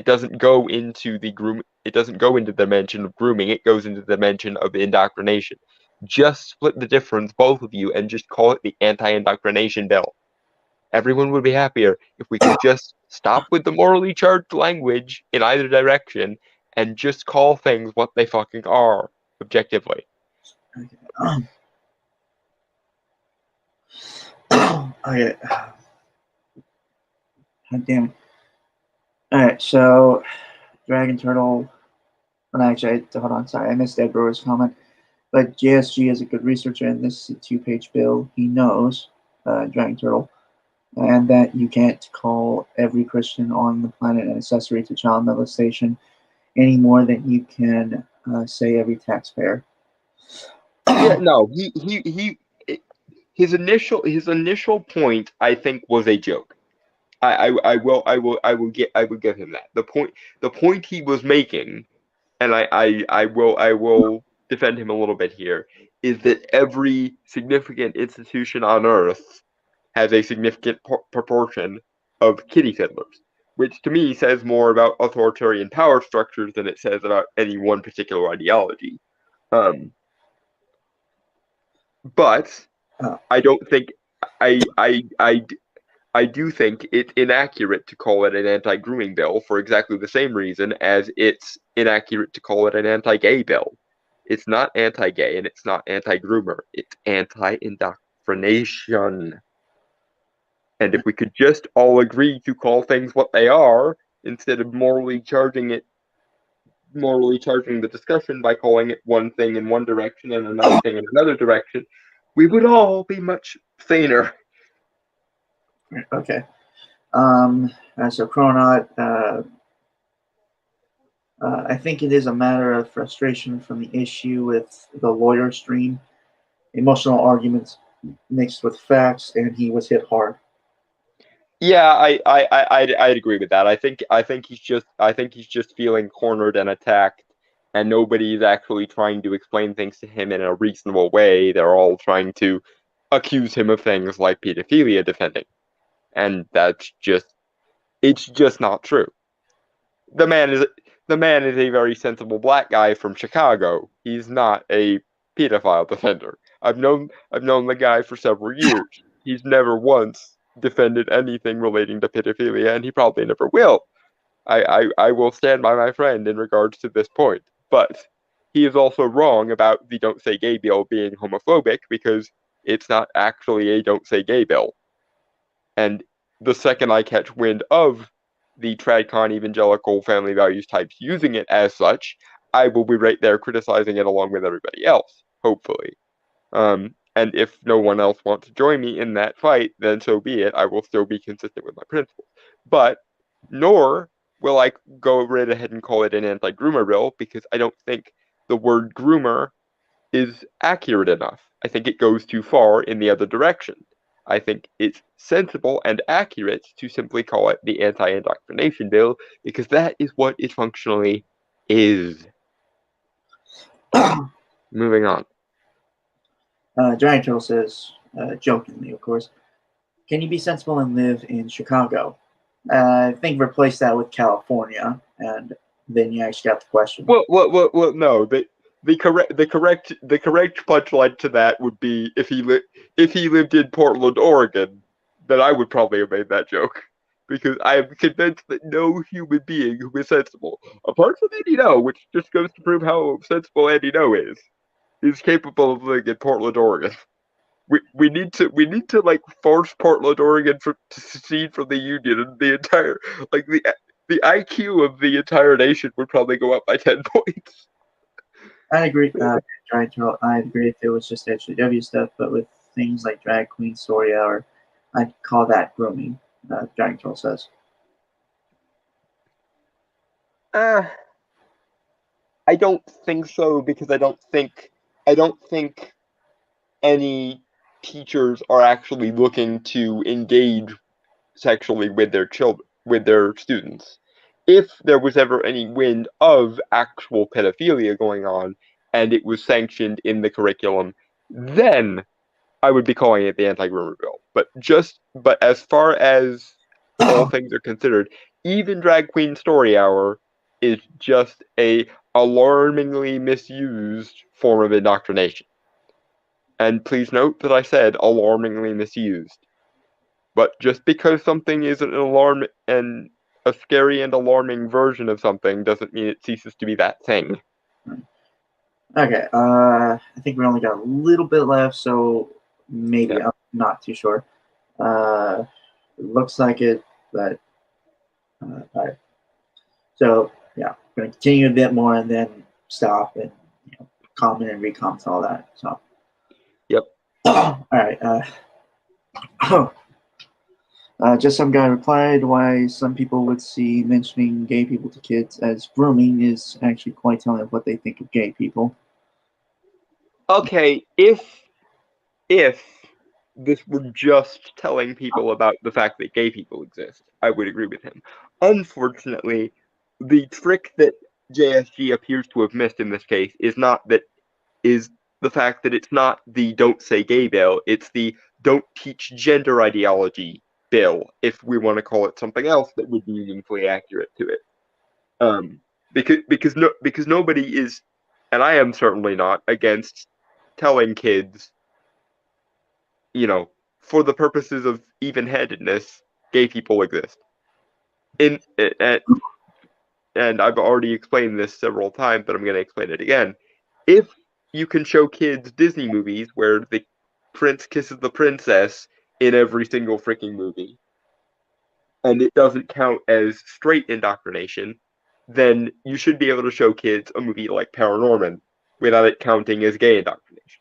However, if you actually engage in something that can meaningfully be called gay indoctrination by, say, teaching kids that it's morally superior to be gay, then you're doing gay indoctrination. In which case you should be stopped. Just like a creationist who doesn't want to discuss evolution with his children in a science class should also be stopped for pretty much the exact same reason. I.e., you shouldn't be teaching conclusions and frameworks, you should be teaching that multiple kinds of framework exist and be as objective in your descriptions of them as possible, please. All right, so one last line of this article is, what do you make of just some guy's comments about Christians and his position on the anti-grooming bill in Florida? I think he has a bad take on the anti-indoctrination bill, but it is an honest mistake. He's not a pedo defender. He's not an SJW. He's not a crazy left winger or something. He just, for some reason, didn't bother to actually look into the content of the bill, and it made him have a bad take. But everyone gets one wrong every once in a while, and just because he said a misinformed take on one thing does not make him a bad person. That being said, he also had a bad take, and he didn't really actually address the content of the bill, and therefore he's wrong.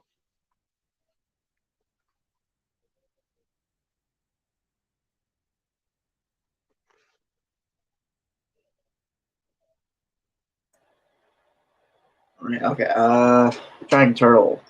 This is why in Shadowruns the elves took over Oregon. It was too easy to kick them out. If you don't allow teaching creationism to stay neutral, wouldn't it also make sense to not teach evolution either? Again, I'm going to be honest, it sounds like special heading. Again, please listen to what I said. I have no problem with teaching creationism as an alternative perspective, or intelligent design as an alternative perspective to evolution. But in a science class, you should be teaching evolution. Just like in a religious studies class, if you wanted to talk about creationism as a thing that people believe, not as a thing that they not as a thing they want the students to believe, but as a thing that they, acknowledge that some people do believe. And somebody said, we shouldn't be learning about this in religious studies because evolution is the only true answer.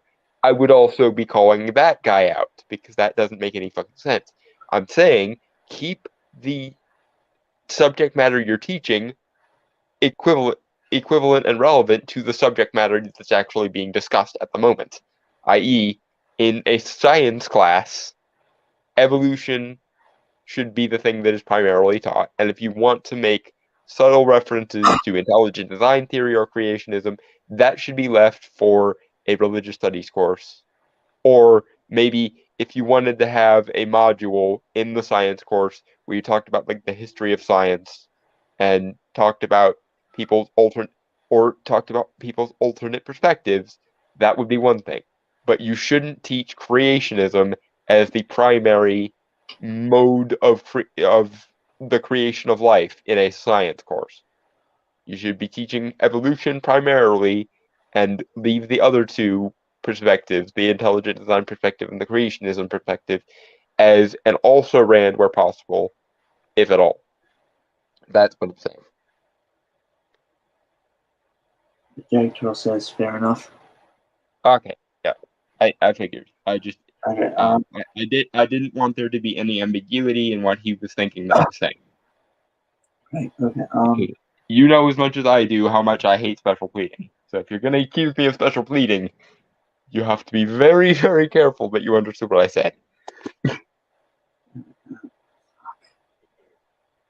Okay, so we're gonna watch a couple trailers that we missed.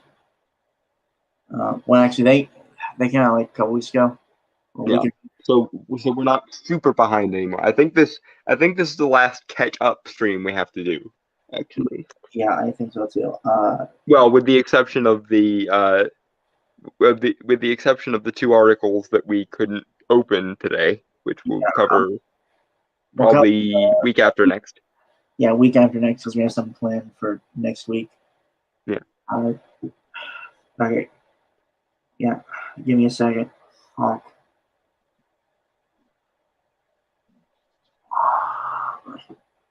right. Okay. So this is from. So we are going to be covering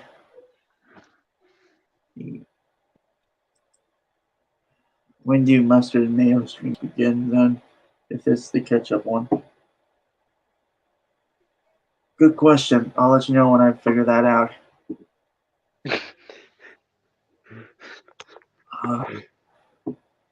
Although don't mention mustard and mayo to me because I don't like them. And yeah, I don't really like any of those above condiments. I prefer like.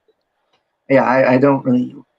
I mean, I don't. It's not that I don't like ketchup. I like ketchup. It's just I'm kind of a plain guy. I prefer. I don't like ketchup. I prefer barbecue sauce in place of ketchup in most places where ketchup would normally be used. Yeah, sorry. It's just my stomach feels still a little weird. Yeah, don't make brainstorm or think of food right now. Yeah, or condiments, I guess. So this is the Miss Marvel trailer for Marvel Studios. That'll be going on Disney Plus. And I'm gonna jump out and jump back in so that I can actually see it because my screen froze. Okay. I'll be back.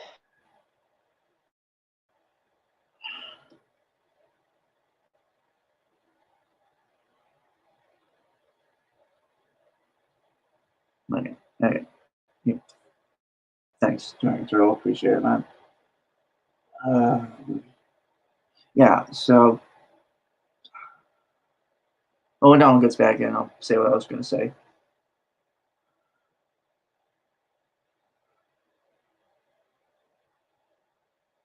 Gulags. That's Russian prisons, right? I don't know. I look up so much stuff every day. It all blends together, man.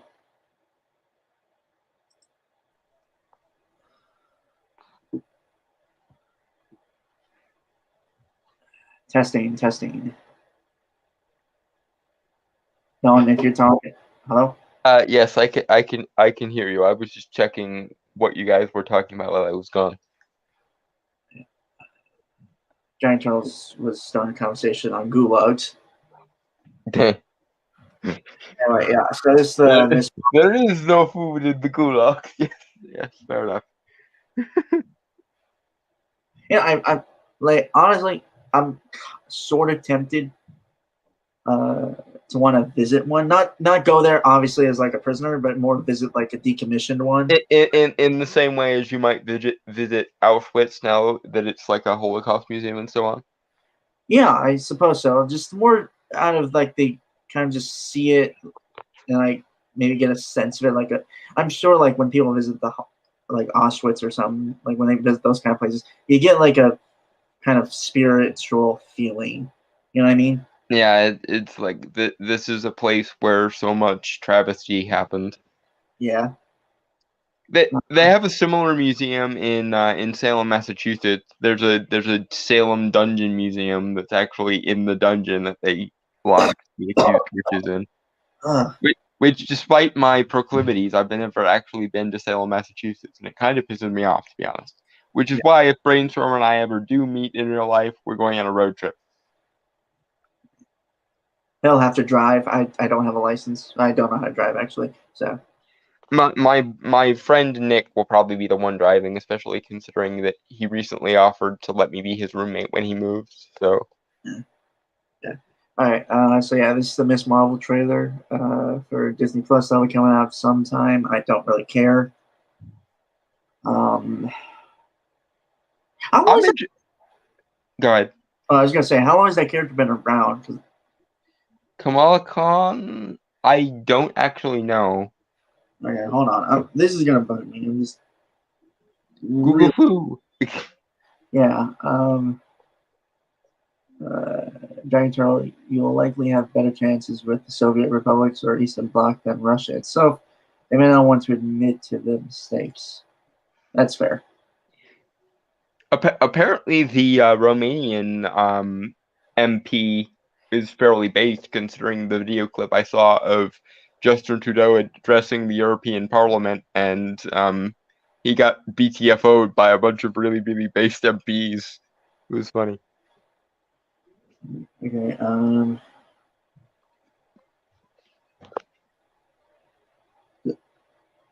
Character has been around for August 2013. So 9 years, like a little bit close to a decade. Yeah, I was gonna say I thought she came on the scene around the same time as Miles and Hulkling and Wiccan and so on and so forth, and then she was SJWified by I want to say it was G. Willow Wilson, but it might have been someone else. No, well, Gigi. Oh, the character. No. Okay, hold on. Giant Turtle is Miss Marvel one of those characters that used to be good, or has she always been a woke character? Um, it's more like it's. To be fair, I've lost interest with Marvel and DC and kind of just been on the indie binge in comics when I collect them. Mm. So I've never really paid attention a lot to, Marvel or DC. To my knowledge, and again, this is very limited knowledge, so keep that in mind. Mm-hmm. To me, she has appeared as a woke character. Yeah, I don't remember her ever not being quote unquote woke, so there is that. Yeah. Also, I'm pretty sure that around the time that they changed Carol Danvers from Miss Marvel to Captain Marvel was when the wokeness kind of began its long march through the comic book institutions. Yeah. So by the time Kamala Khan could have taken the title of Miss Marvel, it was probably already befucked by wokeness. So maybe, yeah, I'm betting on the wokeness in this case, but I'm also open to the idea that the MCU might fix her.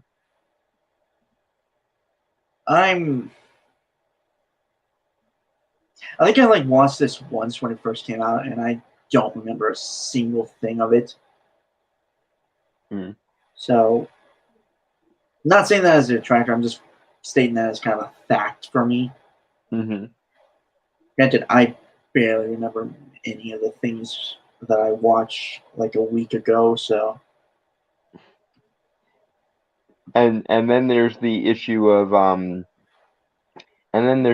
the stuff we send to each other that we almost never remember to actually watch. fair. Anyway, this is about 2 minutes long. Shall we, Banana? We shall banana.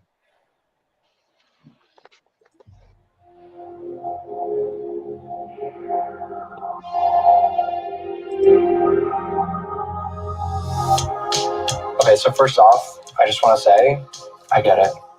You get what? High school. Kamala. Another adventure shirt.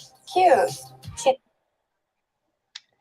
See, this is one of the reasons why I'm hoping the MCU will fix her, because given her backstory as being a massive fangirl of Carol Danvers, heaven forfend fucks knows why, but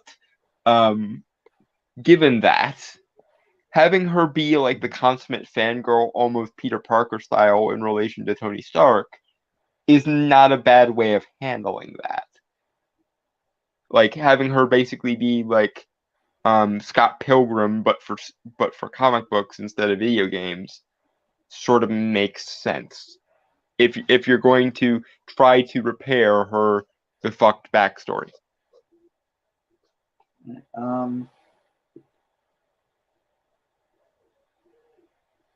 I'm still not convinced. It just feels like a very cheaply made indie film, which I realize a lot of indie films are very cheaply made, but I'm specifically saying cheaply made indie film as a, I don't know,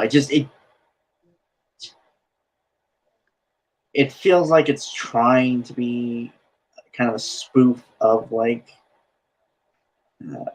I guess 90s. Yeah, Perks of Being a Wallflower, Love Simon, those kind of movies. Yeah. I've never seen those two. Like I know what they're about, I've just never seen them. They're not really my kind of movies, so I'll give some leeway to both of those because I actually really like Perks of Being a Wallflower. It's nothing against them as a thing, just because it's just they never appealed to me just because like they're not my kind of movie, you know. And one thing I will say is, despite the fact that Love, Simon is the first movie in a while that has actually been a mainstream like gay romance movie that got popular, I didn't like it as much as I wish I did. I still think the best gay movie I've ever seen in like a mainstream context is probably a movie that's literally called Another Gay Movie, which is supposed to be a parody of like gay romance movies. Right. And it did it better than most of them do. Right. So Dragon Turtle, I don't want to jump to conclusions, but so far the style seems a bit like they are trying too hard. Yeah, they are. I'll be honest, it's the MCU Phase 4. And let's be honest, a lot of the properties so far, I felt like they've tried a bit too hard. Yeah.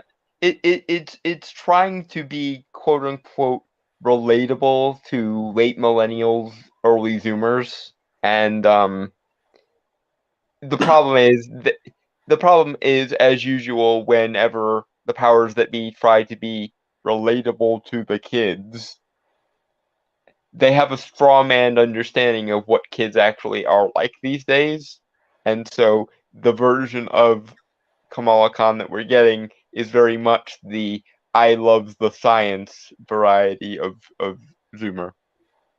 Right. I don't know why, but I'm also getting like kind of a bit of, this is a weird thing, like a little bit of the style from like the Diary of a Wimpy Kid movies. Yep. A little bit. Yep. Me too. But also kind of not like, not even like a fun way as well. Like to be completely fair, those movies are not great.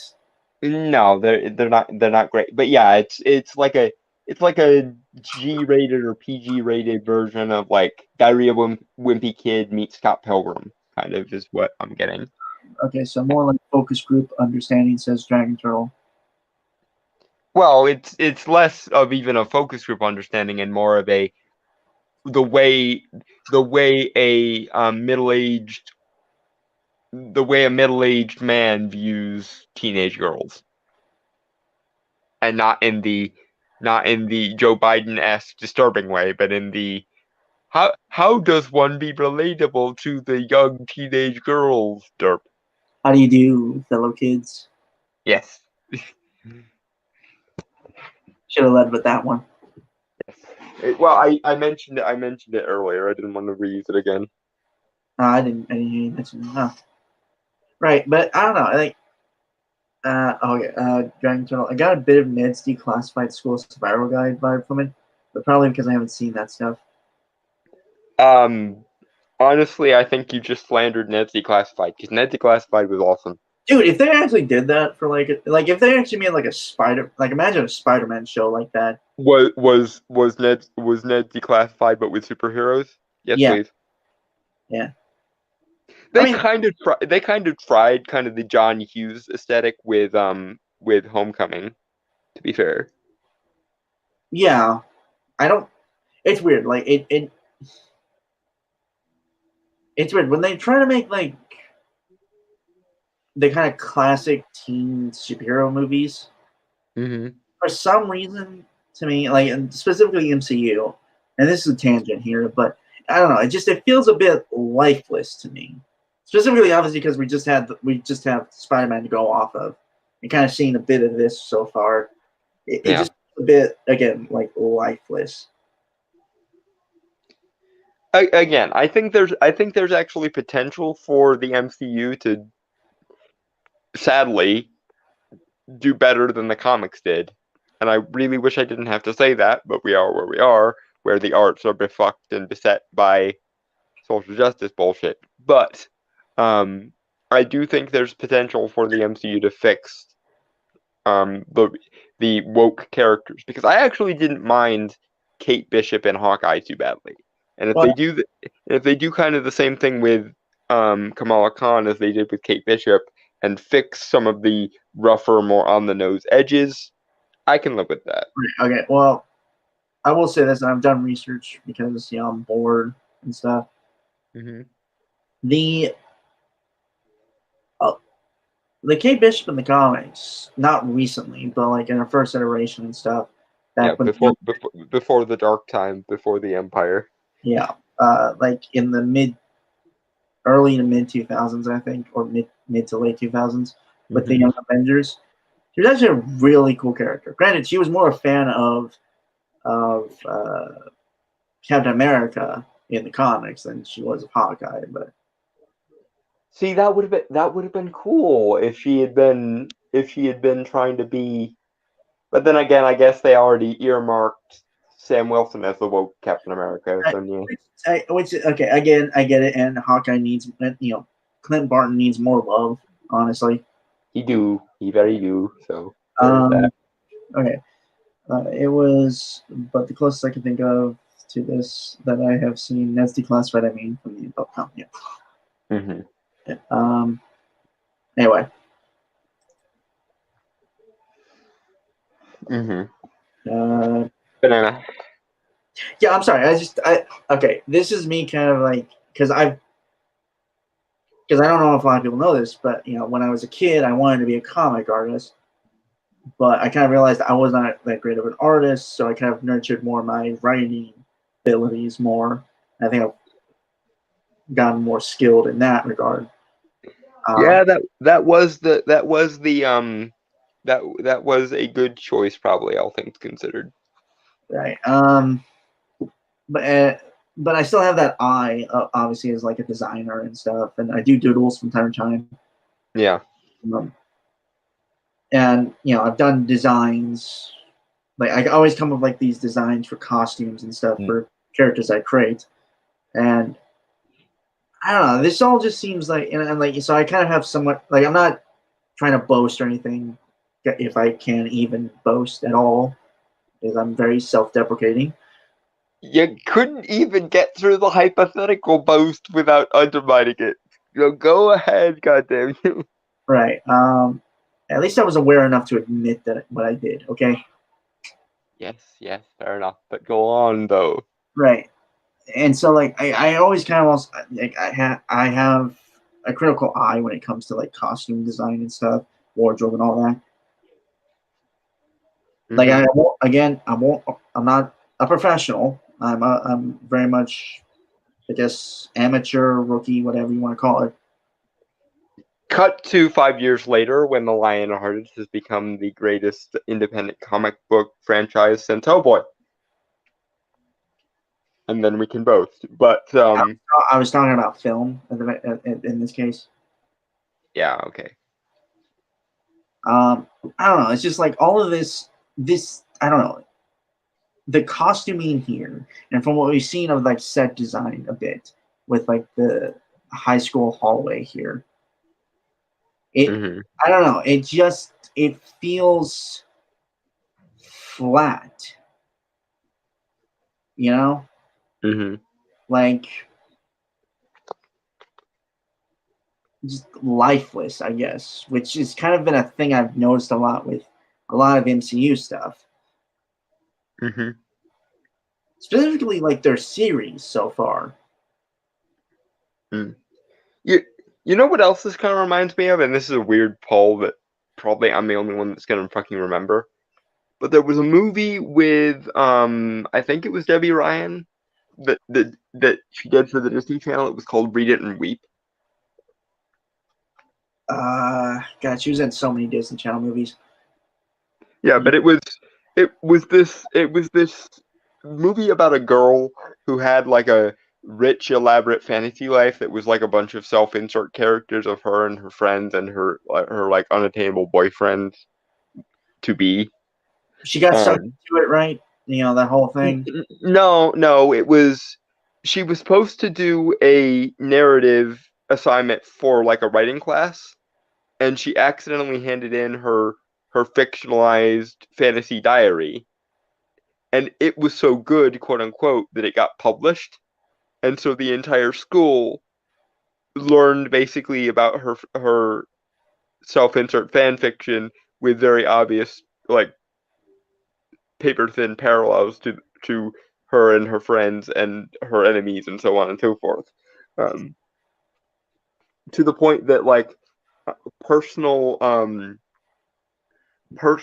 like insert jokes would become like memes. Like there was this thing of like her self-insert character was a witch who zapped anyone she didn't like, and so around her school there became this like tendency of like using like zap as a synonym for like fuck off. I actually kind of wish that happened in real life, to be honest.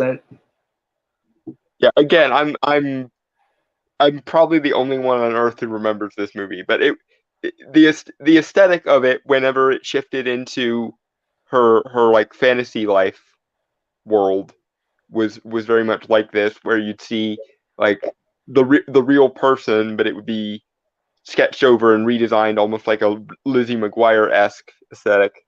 Right. Okay. Dragon Turtle, that might be as bad as showing up naked, dream being real. I've never had that dream. At all. No, me either. Even in my dreams, I'm usually wearing a bow tie.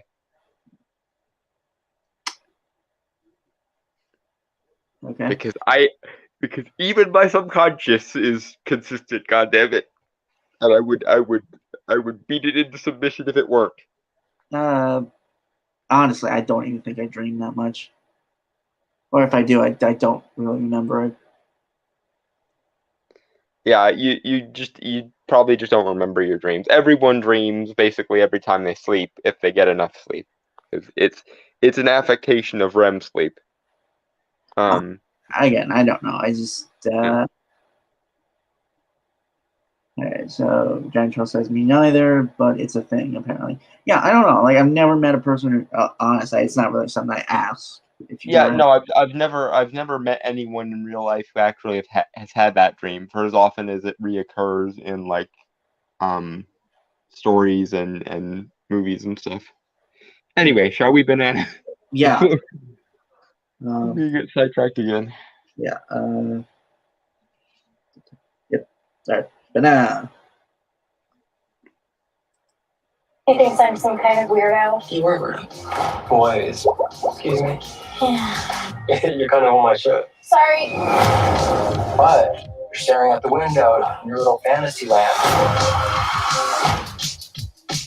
Come on. Hey, already? Really? Come on, like, Do I have to figure out my whole future before lunch, or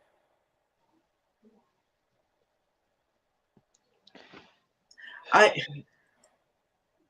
don't know. Maybe I also don't think this is a good trailer. So I don't know. It just seems very. It's a generic trailer. Hmm. You know. I mean, I get what they're going for. They're going the we're a fun coming of age story that's also a superhero story. Like Okay. I get what they're going for, but All right, I get that again, but there could be more sizzle to it. You know. they could have also, like, if you're gonna do this thing where she has borderline like schizophrenic fantasy life, then go whole hog with it.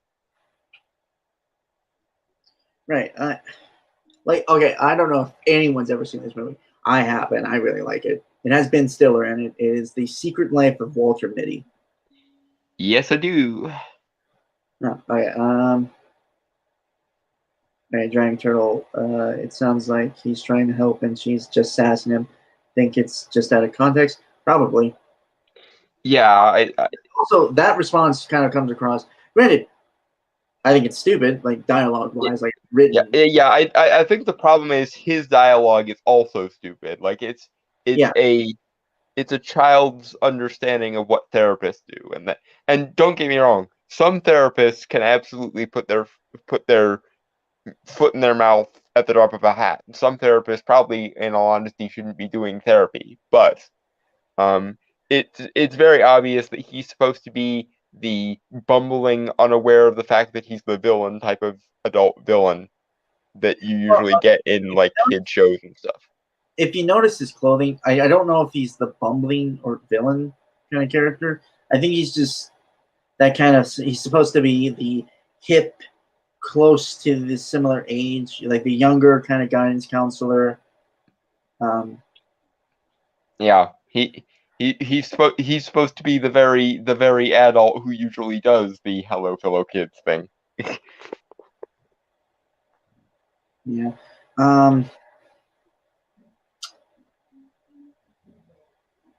But yeah, again, like it just, I don't know. To me, it just doesn't feel. I'm not engaging. You know, it's not capturing me. It's not gripping anything. I will say though, I am not cringing, and given the pedigree of this character, not cringing is certainly a step up from what the comics have been doing lately. Yeah, okay, I agree. Like, I'm not cringing either. Granted, I don't know if I've ever cringed when watching a trailer.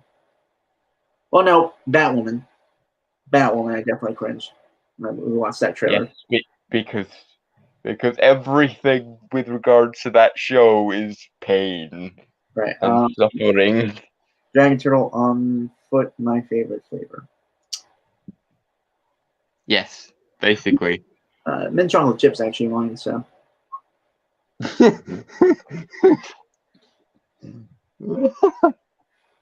But, Okay, banana. Well, I was gonna say something. Go ahead. Fuck, I had it, but what was I saying before?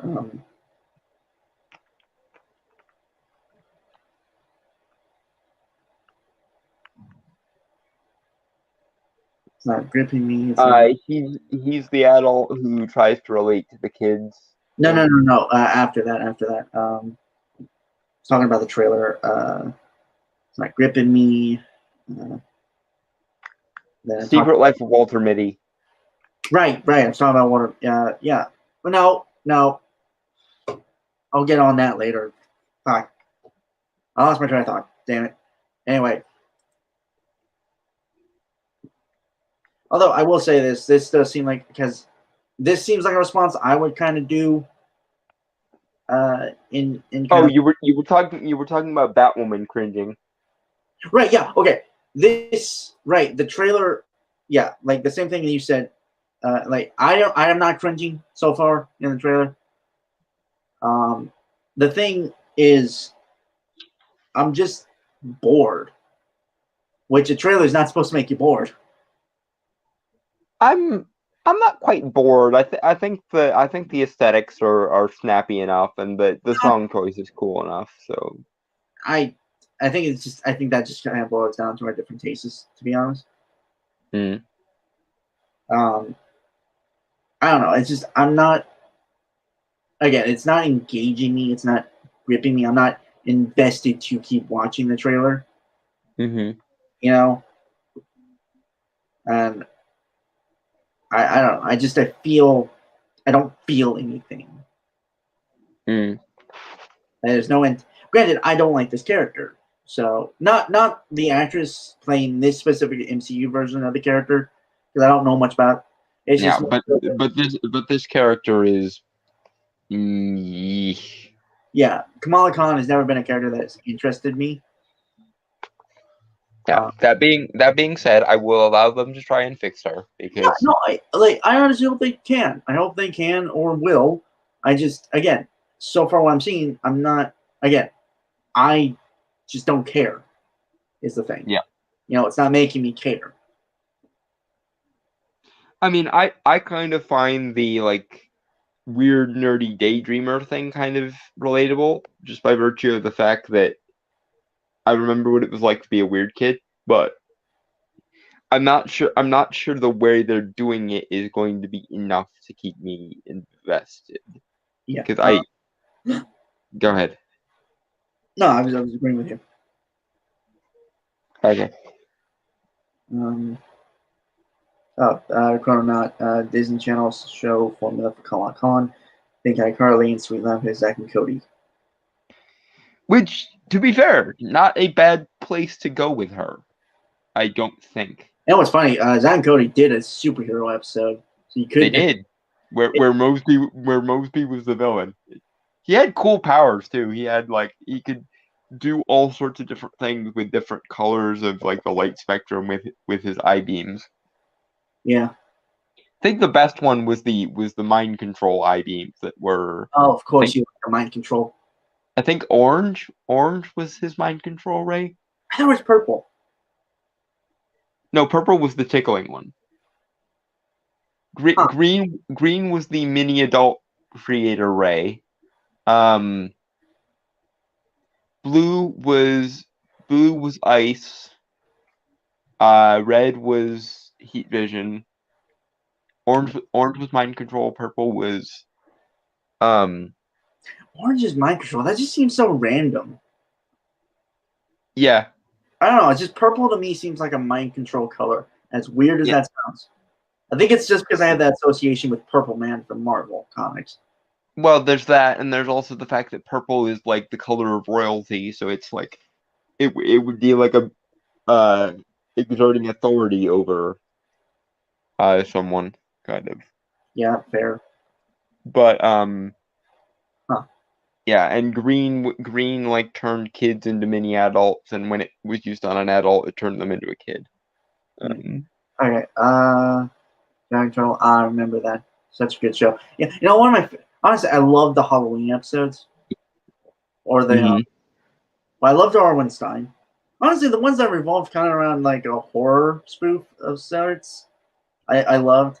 Like I liked the ones that revolved around Arwen's inventions, like the one where they the phone booth that sends them to an alternate universe. Yeah, I loved Arwenstein a lot.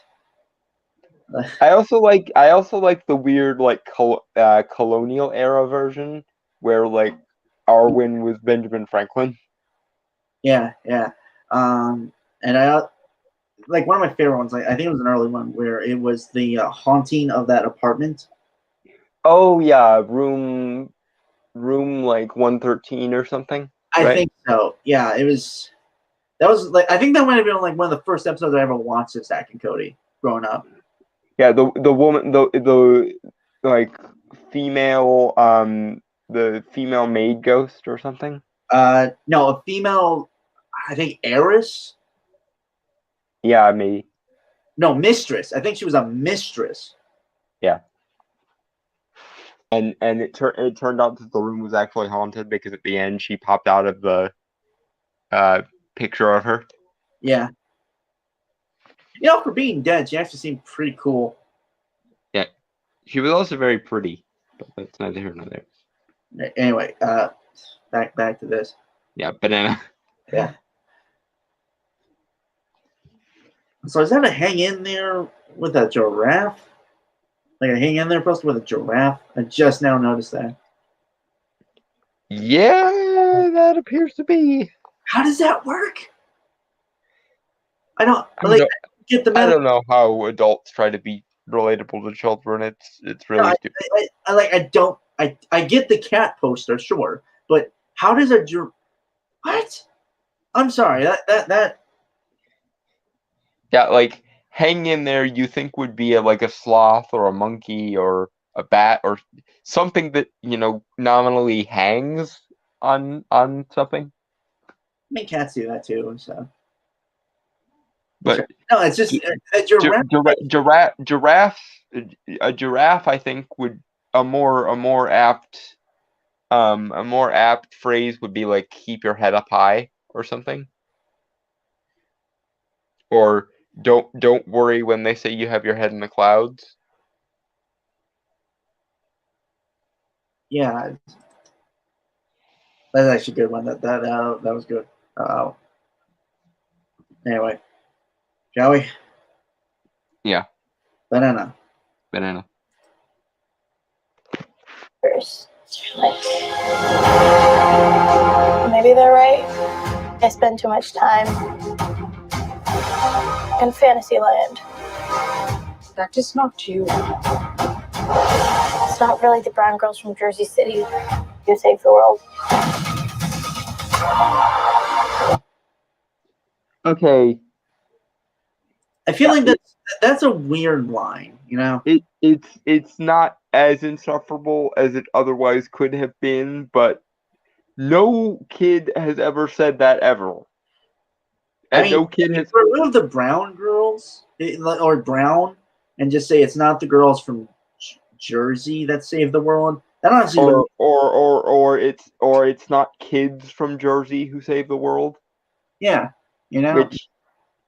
which still probably would have been wrong in this universe because literally everyone from any walk of life can be or has been a hero at this point. But nevertheless, it would be a fuck of a lot more relatable and organic to have someone say, it's not the girls from Jersey City or it's not the kids from Jersey City who save the world. That would at least be a relatable sentiment because the feeling of I'm not good enough or I can't do this is one thing, but the feeling of I can't do this because of my identity is an ideological phantasm that no one has ever felt in their life. Right. Okay. Dragon Turtle. They are relatable by knowing kids, like kids, or working in a profession with kids. Dragon Turtle or stand tall for a giraffe. And to be fair, Jersey is usually shit on in New York. True. Yeah, but isn't Gotham technically in New Jersey in the DC universe? Granted, different universe, but if she's a fan of comics, then there's nothing stopping her from being a fan of DC comics too. Right, because and people don't has this headcanon of in each comic universe, it's the other comic company that is like the major comic source of comics. And to be fair, it's not just my headcanon. There's actually been references to it. Like, for example, in the DC universe, you can buy Marvel comics, and in the Marvel comics, you can buy DC Universe comics.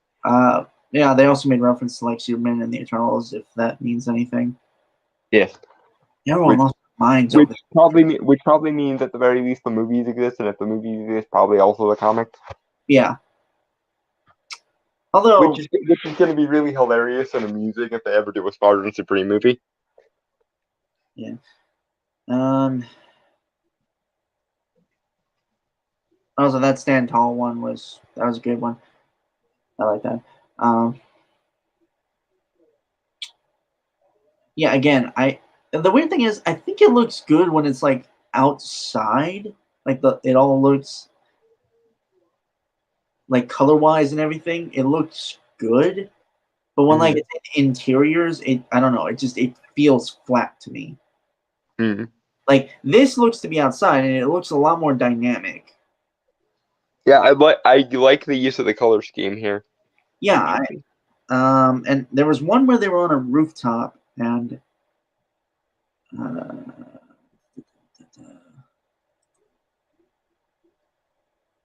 yeah, like here, like it looks good.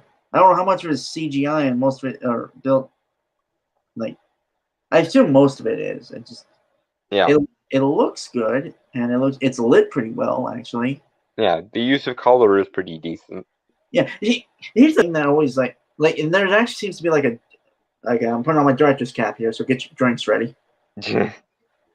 Uh, there's like a depth of field as well, which Mhm. in CGI environments you rarely get that actually. Mhm. Mhm. Mhm.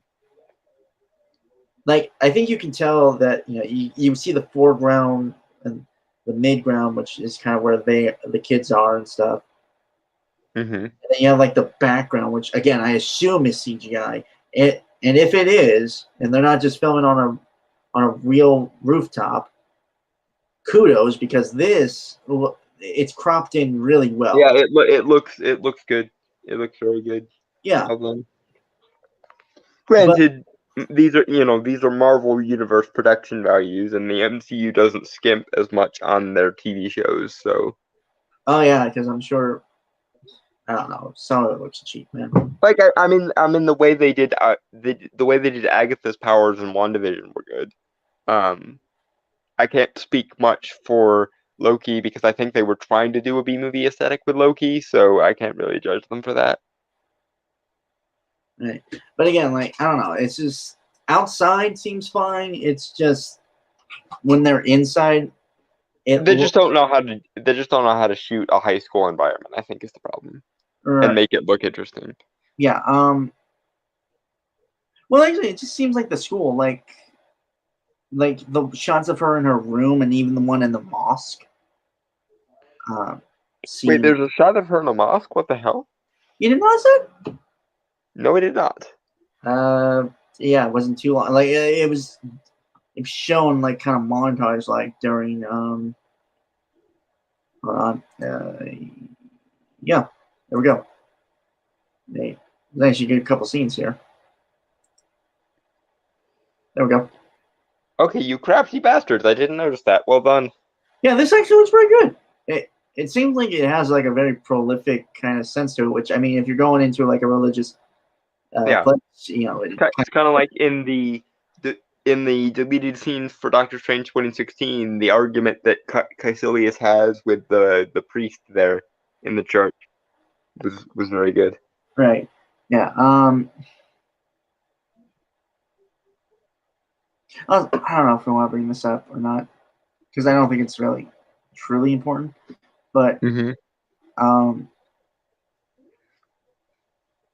it looks like they're going to focus a bit on Kamala's faith, which I have no problem with as long as they handle it tactfully and how the individual, like, Yeah, I actually might like that, especially now that they're kind of upgrading her powers from biological to supernatural. right. Again, my the thing is like, and you can look at a good example of Daredevil on how they tackle a character who has a Yeah, religion born again. Yeah, or a religious character, I suppose, with yeah, Matt, with Matt and Catholicism, yeah. and With, how that with like how that religion affects a person in yeah, I their I life. I have the worst feeling they're going to turn it into she's Muslim, therefore she's oppressed. But Right. yeah, I no, fuck you. Yeah, I hope they don't do that, but they might put something in there. Just let's be honest on that. It's just like the brown girl from Dirty City line. Like Right. Yeah. liberal Muslims in the West, the kind that are like the Majid Nawaz or Montouidi types, are not vilified. The only kinds of Muslims that are vilified in the U.S. are the, behead the infidels, behead the sorcerers variety. Which, speaking as one of those, no. Right. Again, how I personally would like it to be tackled is obviously how this affects them as both a person and as a hero, their faith. Yeah, but unfortunately, I don't think they're actually going to touch on the like actual substance of her faith much. I think she's going to be nominally Muslim in the same way that a lot of characters are nominally Christian, but they're never actually going to touch on it, other than to make her more oppressible for the sake of the narrative. Honestly, I hope we're wrong. I do, with this specifically. Because especially now that her powers are supernatural instead of biological, making them tied to her being a Muslim would be a really cool interest. Like, have Muslim sorcery be the source of her powers. I will watch the shit out of that. But they're not actually going to do that because I suspect they didn't actually put much effort into the portrayal or understanding of Islam. It actually looked more sci-fi than mystical. No, because it's a mystical artifact that she inherits, I think, from her grandmother in the show. Oh, That gives her powers. Okay, hold on. And it's the same color purple from Agatha's magic. So okay. they might kind of do a little bit of column A, a little bit of column B thing, and have it be kind of like Monica Rambeau's powers are cosmic, but as a result of magic. But fair enough. Dragon Turtle. Well, they are vilified by like the Western liberal Jews, not for those identities, more for their politics. Like presidents, I'm a Christian because I walked into a church once. yeah, there are a lot of those. Yeah. But I will say this, like this scene, but again, it's like this. I feel like it's just the school scenes where they're shot really bad. Yeah, they just don't know how to film inside a high school, I think is the problem. Yeah, it's really weird. Like all these other shots seem really good and well made and crafted. Like the color of the tops and stuff, like and the lighting seems really good. It's weird to me, you know? Like the school looks like shit. Mm-hmm. In my opinion, but I don't know. It's weird, like how everything else. Like, why do I feel like there were like obviously I feel like there were multiple different directors, obviously, for each episode. But like, I mean, I'd hope not. I'd hope they have a consistent director, but I wouldn't mind if they had different like writers and things. Right. I don't know. It feels like some of the crew were not putting effort in certain aspects of the show. Either that, or they're kind of gonna do something similar to what they're doing with Moon Knight and have her like have the lighting and everything change based on her mental state, maybe. Right. Okay. Dragon Troll proposed this question. Could it be a cinematography trick? The school looks like shit because it's not where she belongs, or something.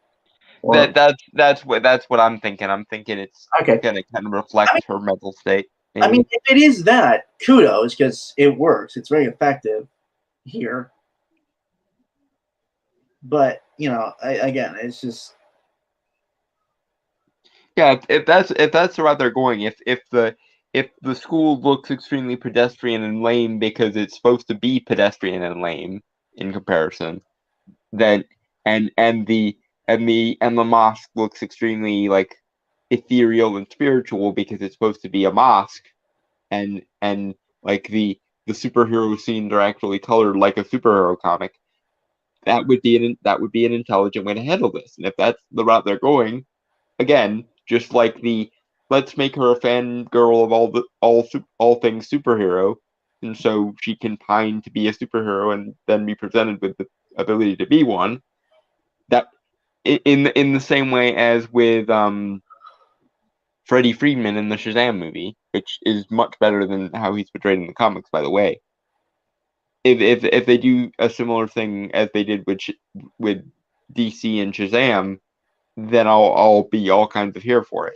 Especially because again, I actually like her powers more now that they're energy based and semi mystical, semi cosmic, than I do her basically ripping off Mr. Fantastic, which is how she does the comics. Plus, the less we have to be reminded of the Inhumans existing, the better. Though I wouldn't mind seeing Anson Mount again in Multiverse of Madness as part of the Illuminati if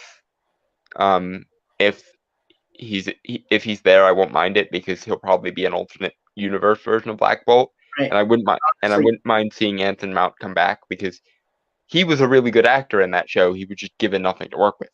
Actually, again, that show was just bad just because of a lot of behind the scenes. Scott Buck is to the Marvel universe what Joel Schumacher was to the DC universe in the 90s.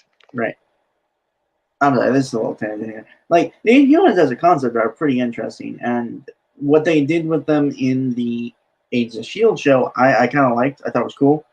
Mm-hmm. Didn't go out with them after, like, season 2 and season 3. Mm-hmm. But it's much like with the Eternals. If you just embrace the weird ass Kirbyism of it all, then it's probably better. But if you try to dumb it down and ground it, then you're just gonna ruin what makes the characters awesome.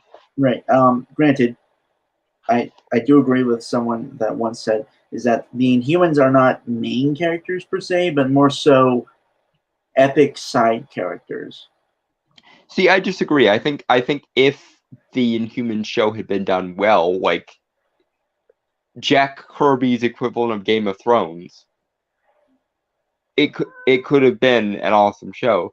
It just so happens that Scott Buck was the one behind it, and Scott Buck apparently doesn't understand that when you make a comic book show, you're not supposed to take out the weird cosmic mysticism. You're supposed to double down on the weird cosmic mysticism because that's what people actually come to comics for. Well, didn't the guy fuck up? Wasn't he also the guy that fucked up Iron Fist? Yes, he was, and that's exactly why I just said that, because he took all the mystical shit out of Iron Fist. He took all the cosmic weird shit out of the Inhumans, and it seems like much in the same way as Joel Schumacher just didn't understand what people wanted from a Batman movie, and that's why we got Batman and Robin and Batman Forever. Scott Buck doesn't appear to understand that you're not supposed to be ashamed of comic bookiness. You're supposed to embrace comic bookiness when you're adapting comic book shit. Yeah. To be fair, if he had existed, 20 years earlier, he would have been in good company because everyone in Hollywood thought that. But the times they are a changing, and therefore we want the comic booky shit to be actually comic booky, if you please. Right. Okay. Kelly? Yep. Banana. That's a fantasy too. Did something happen to you? No, why? Did you hear something? Kamala? What does it feel like? Cosmic. I always thought I wanted this kind of life. Okay, so I think Dragon Turtle, you were onto something, and you two don't with what you said. Mm-hmm. With like the kind of cinematography trick thing, because some of the shots we just saw, it really feels like and that's kind of not giving.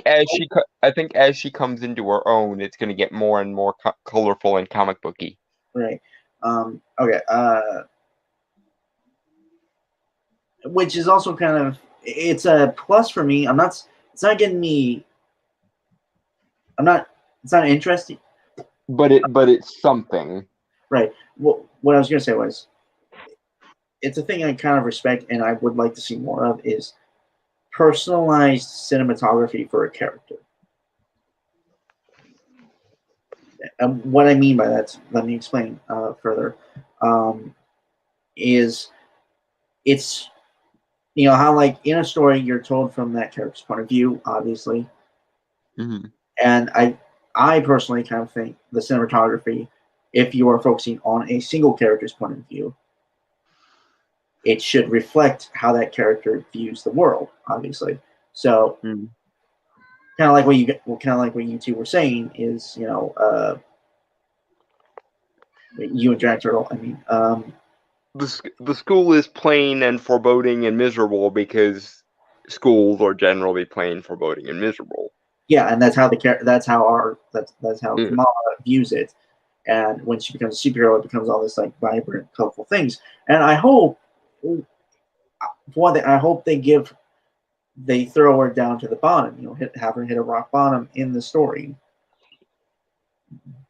I What I mean is, it's just that low point before she can rise up. It's typical hero's journey thing for this story. yeah, like have her essentially have a really, really bad day at school, and then have her grandmother die and pass on her like pet bracelet of power or whatever the fuck they're gonna Right. end up calling it. But what I mean is, like, I hope they can have the cinematography reflect that, like maybe down the colors, to have that, and like Yeah. have like tight shots to make her feel Have claustrophobic. it be lit like a Scorsese movie because she's just that downtrodden right now. Basically.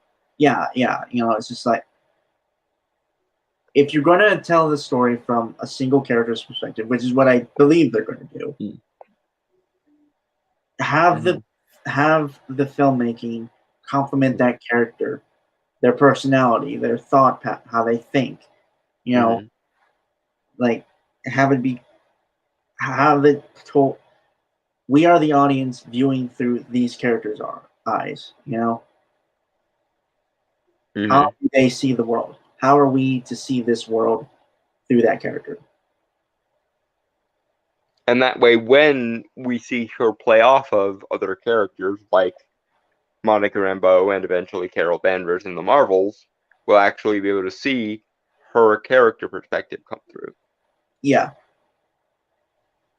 But also, And it just gives you more freedom to be a little more creative with how you make things. It'd also be interesting given Monica Rambeau's powers, because her powers are basically to filter out different kinds of energy. So what if Monica Rambeau can actually see the world similar to how Kamala sees it when she's looking at Kamala? That'd be a really cool way of adapting their powers and why their powers are similar and stuff. Dragon Turtle. I don't know about the Inhumans specifically, but I do think there are some characters that are better as side characters, primary or secondary, than a main character, regardless of how good they are. See, I disagree with that. I think, and maybe this is just because so many times a character I like has been pushed to their side characters or their irrelevant pile. But I think every character, just like every person, is the main character of their own story, and you should write the characters with that in mind. Just like one of the things I love about Dresden Files is you could literally tell the story of the Dresden Files from every character's perspective, because they're all, to some degree, the main character of their own story, and none of them get shoved off into irrelevancy status. Right. All right. Notice something I noticed that is different with this than like other Marvel properties I've seen so far. Mm-hmm. It feels like they actually made the shots on set instead of digitally editing it. Yeah. It's very well done. It's why I have some degree of hope for this series. Now, I might be wrong. I might be wrong to hope, and I might be coming back in a couple months saying how shitty the show is, but it's still better than, for example, and I can't believe I'm about to say these words, but it's better than Netflix adaptation of The Sandman that doesn't even bother to get the main character's aesthetic right. I never thought I would exist in a world where I would be giving compliments to a Kamala Khan series and taking them away from a Sandman adaptation. Right. Okay. But here we are. Dragon Turtle, every character has a story, but that doesn't mean each one is interesting. Then again, hard to say who in Dresden Files fits that, so maybe you have a point. that's the thing. I think allowing characters to be banished off into the side character dimension is just an excuse for writers to be lazy. A good writer should write the character so that in the event they have to become a main character at any given time, they're still compelling. You know, if you wanted to, you could hypothetically write a alternate universe version of the Dresden Files from Butter's perspective, or Sonya's perspective, or Michael's version of the Dresden Files would be interesting. If it were the Carpenter Files, and we actually got to see how he became a knight, his interactions with the Almighty, his interactions with the archangels, how he met Harry, what he saw in Harry's soul gaze. I would take a bunch of that, if you please, and so on. And so it is with basically every other character. Jim has literally told short stories from like Molly's perspective and Butters' perspective, and all I can think when I read those is, okay, now I want to see the rest of the entire show from their perspective. I mean, he did a short story from Marcone's perspective, and all I thought to myself after that was, okay, I need to know what he was doing off screen with Namshiel now. Like, I hope Jim releases a short story, after Battlegrounds that tells us, what Marcone's interactions with Namshiel were like in between Small Favor and Battlegrounds.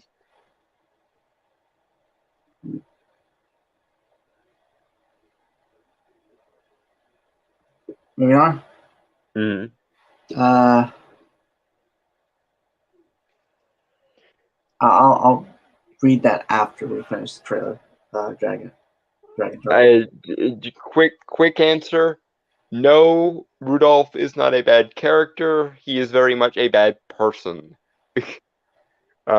And I don't often say that phrase, but he falls under the category of, I don't know if he's moral or immoral, and I don't really care, but he is definitely too stupid to live. Moving on. Yeah. All right. Banana. Yep, banana. But I never imagined any of this. Do you know what you are? I'm a superhero.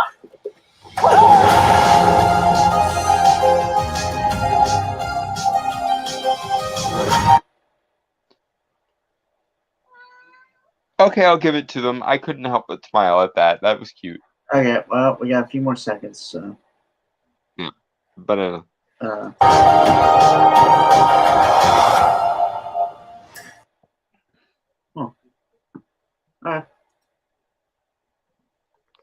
I don't really have anything to say, honestly. I'm not super invested, but then again, I was never really invested in the first place. And I still have my criticisms. Obviously, it's like, I don't think it's, from a technical aspect, it's better than a lot of other things. Again, I'm willing to give them a chance because I don't actually enjoy hating characters. No, I agree. Like, I don't want to hate this. It's just, again, I don't have. Mm-hmm. I don't have. What's the word? A connection to the character to care about. Yeah. Like, I haven't done any research, and I haven't done research on the character like I've done with Batwoman, which got me invested in that character because that's a really cool story. That they used none of in the actual show because don't get me started on that. Don't sorry, but yeah, I know. But I'm willing to give her a chance though, especially now that her powers are more energy based, which might be shallow of me, but I always find characters with energy based powers more interesting than characters with physical powers.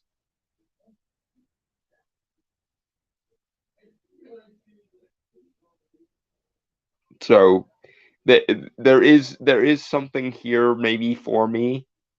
Now, granted, I'll be the first one to say it sucks if it happens that it sucks, but they at least gave me something that I'm intrigued by.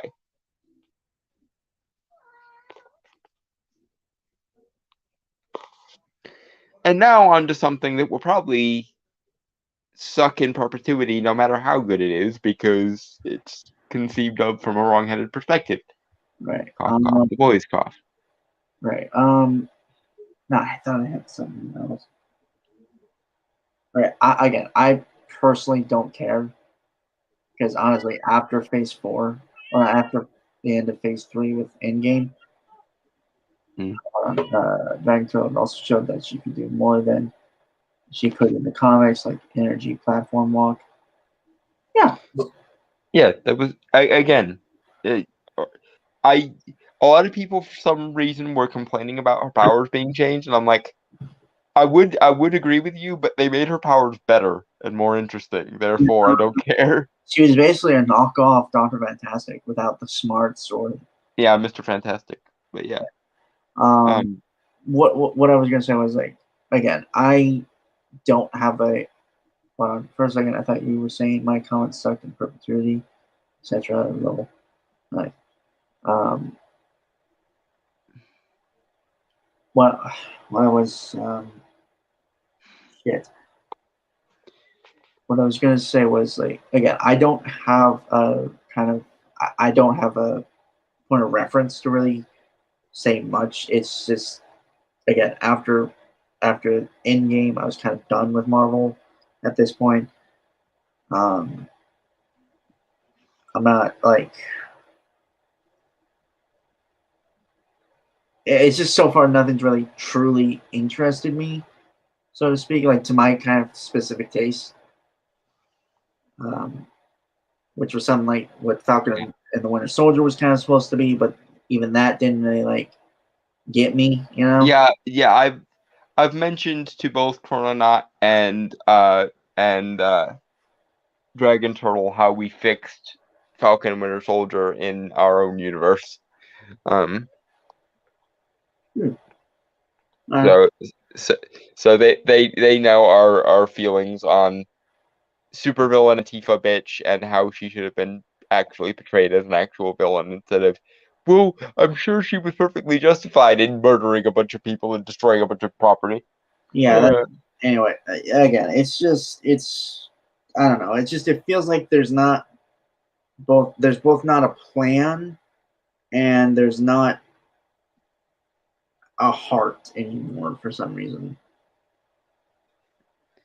I Okay, maybe not heart, but just not a passion that I felt before in some movies. You know? Yeah, granted, they're just getting going, and I mean some of Right. it.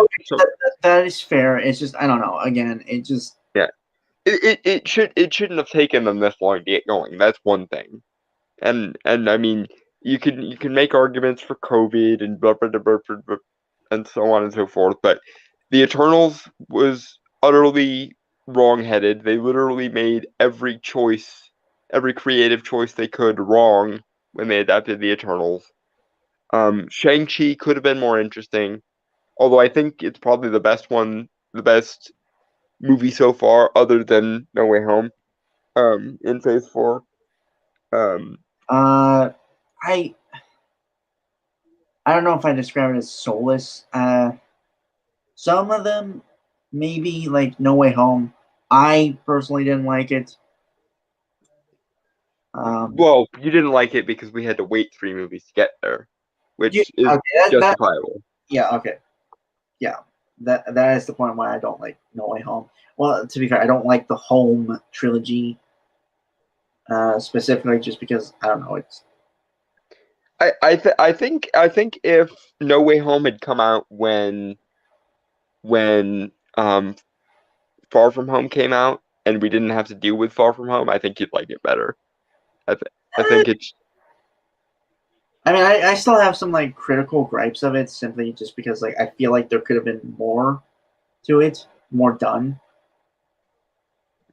I mean yeah, and we all know my various gripes about how they bitch faced Doctor Strange Yeah. entirely, but and Ned and his Days of Machina portal powers, but nevertheless, Okay. uh, Either way, I don't know. I don't know how to describe how I feel towards Marvel at this point. It's complicated. Like I can't. I'm not entirely sure what words to use. Mm-hmm. It's just I don't feel anything anymore. Like when I Yeah. watch. Go ahead. Well, I was gonna say like when I watch specifically Guardians of the Galaxy 2, which I think is kind of the peak for me in terms of the MCU at this point. Interesting. I legitimately was on the verge of tears at Yondu's death. I was close. I was close to crying. Mary Poppins, y'all. Yeah, and I don't know. It hit me, and that's how I like gauge how good a movie is if it really elicits a response from me. Mm-hmm. And so that's also why I classify as Guardians of the Galaxy Volume 2 as one of the best movies out there for me, in my own personal list. Yeah, and I'm more on the conceptual and follow through aspects and like world building aspects, which is why I actually put Guardians of the Galaxy 1 at the top of my list, because it did everything the first Avengers movie did, and it didn't take 8 movies of build up, and it also went much weirder than any Marvel movie had up until that point. Right. I do that stuff too. It's just, again, Yeah, you're the character and emotional investment guy. I'm the conceptual and world building guy. And together we make a really badass writing team. Yeah. As in when we do things. Anyway, we should get to the last thing because it's almost 3 hours. Yeah. So this The Boys season 3 official teaser trailer for Amazon Prime. I think, me and Don have talked a few times on our opinions on The Boys, and I'm sure we'll get into it as we go along. So, and I should probably lower the volume a bit because, like we're doing 20 seconds, there's a copyrighted song in here, so I don't know. Yep. Okay. Well, but there was also a copyrighted song in the music of Miss Marvel, and yeah, but they rarely used it. Mainly, like there's just like the instrumental and not the lyrics, which I okay, fair enough. Yeah, this is basically all lyrics, effectively. Mm-hmm. Also, keep in mind, people, this is truly R-rated. Yeah. Wait, did I actually like? Oh god, it's that anxiety. Okay, hold on. I need to check if I put on the share audio. Okay, I did. I did. Okay. Sorry, it's like that thing of like, did I leave the stove on at home or something? Yeah, double checking constantly. Yeah. Anyway, shall we? Mm-hmm. Banana.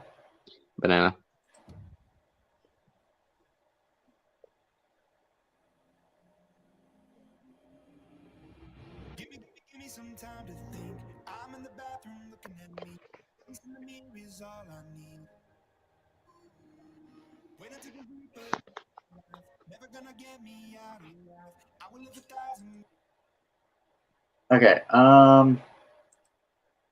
One thing, it looks, I don't know why, but it looks so kind of better than the last 2 seasons somehow. Mm-hmm. Dragon Turtle, alright. You mean there's going to be hand holding? How perverted. No, it's going to be R-rated in the blood and gore and destruction sense, because the Boys is basically what happens when you give sociopaths superpowers. Yeah. Yeah, again, I don't know if this is just for the teaser or not. I mean, it doesn't look like it, but for some reason, it looks more, I guess, like I throw this word around a lot, but to me, it looks like it. Cinematic. Yeah, the cinematography got better in between seasons, which, yay. Either that or Amazon was smart enough to give it more budget this time. Which, Either that or get a better camera. Yeah, given how popular this show is, I don't blame them. Again, nothing against the previous seasons. It's just I don't know. It's just the way the lighting looks and the shade and like the shades and stuff, like the shadows and all that. It looks crisper, you know. Yeah, they've improved, and well done. Even though, as Brainstorm and I have both said on many occasions, most versions of this will end up being wasted because The Boys is cynical nihilism masquerading as realism crap. Right. Okay. So yeah, just kind of get out of the way. I mean, Don kind of just summed it up. But my kind of personal opinion on The Boys is I like specifically the show because I've not read the comics. I don't really care to. Mm-hmm. I respect the cast who do an amazing job from everything I've seen of the clips because they really put their all in. Like they're actually really great actors, and I don't like I don't like most of the characters they play, but I like them because again they're making these characters that unlikable. That tells you how good of an actor they are. Mm-hmm. Or in the terms of like Anthony Starr who's playing Homelander and Carl Urban who's playing Butcher. Mm-hmm. What's his Billy Butcher? Billy Butcher. Yeah. They're so charismatic that you can't help but like them, but you also hate them because they're fucking scumbags. Yep. Which is a testament to their acting ability. Yeah. That's correct ability right there. Yeah.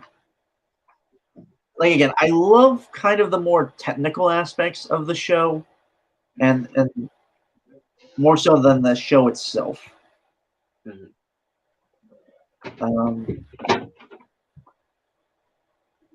However, I find the story and kind of the world of The Boys, while it has interesting critiques on certain things in pop culture,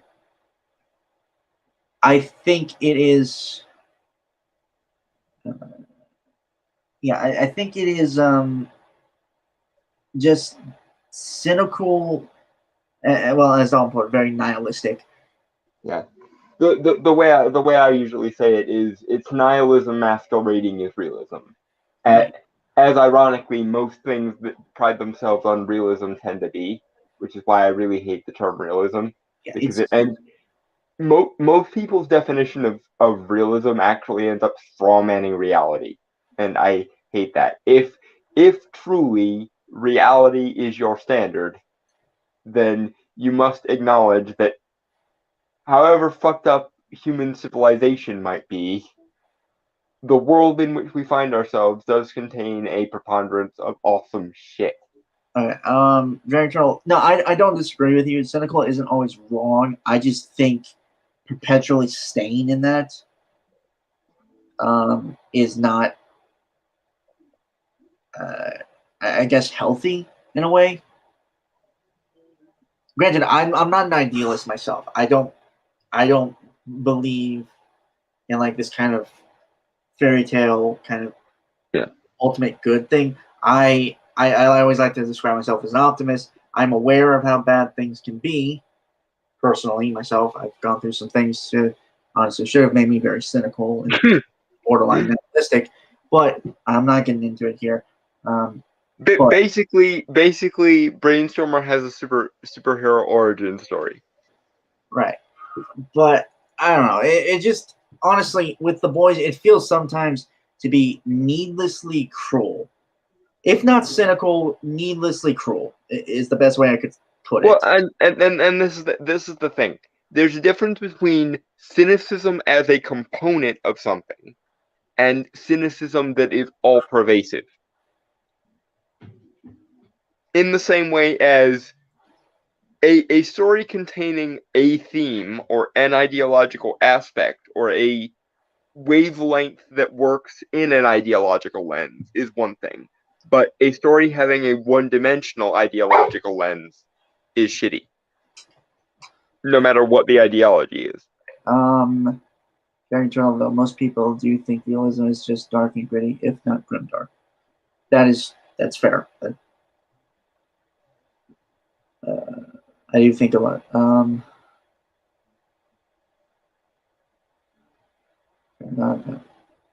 I went through an entire superhero origin story, and all I got was this podcast. Well, it's either that or I put on mascara, dressed as a demon, and make people fear me as I am vengeance.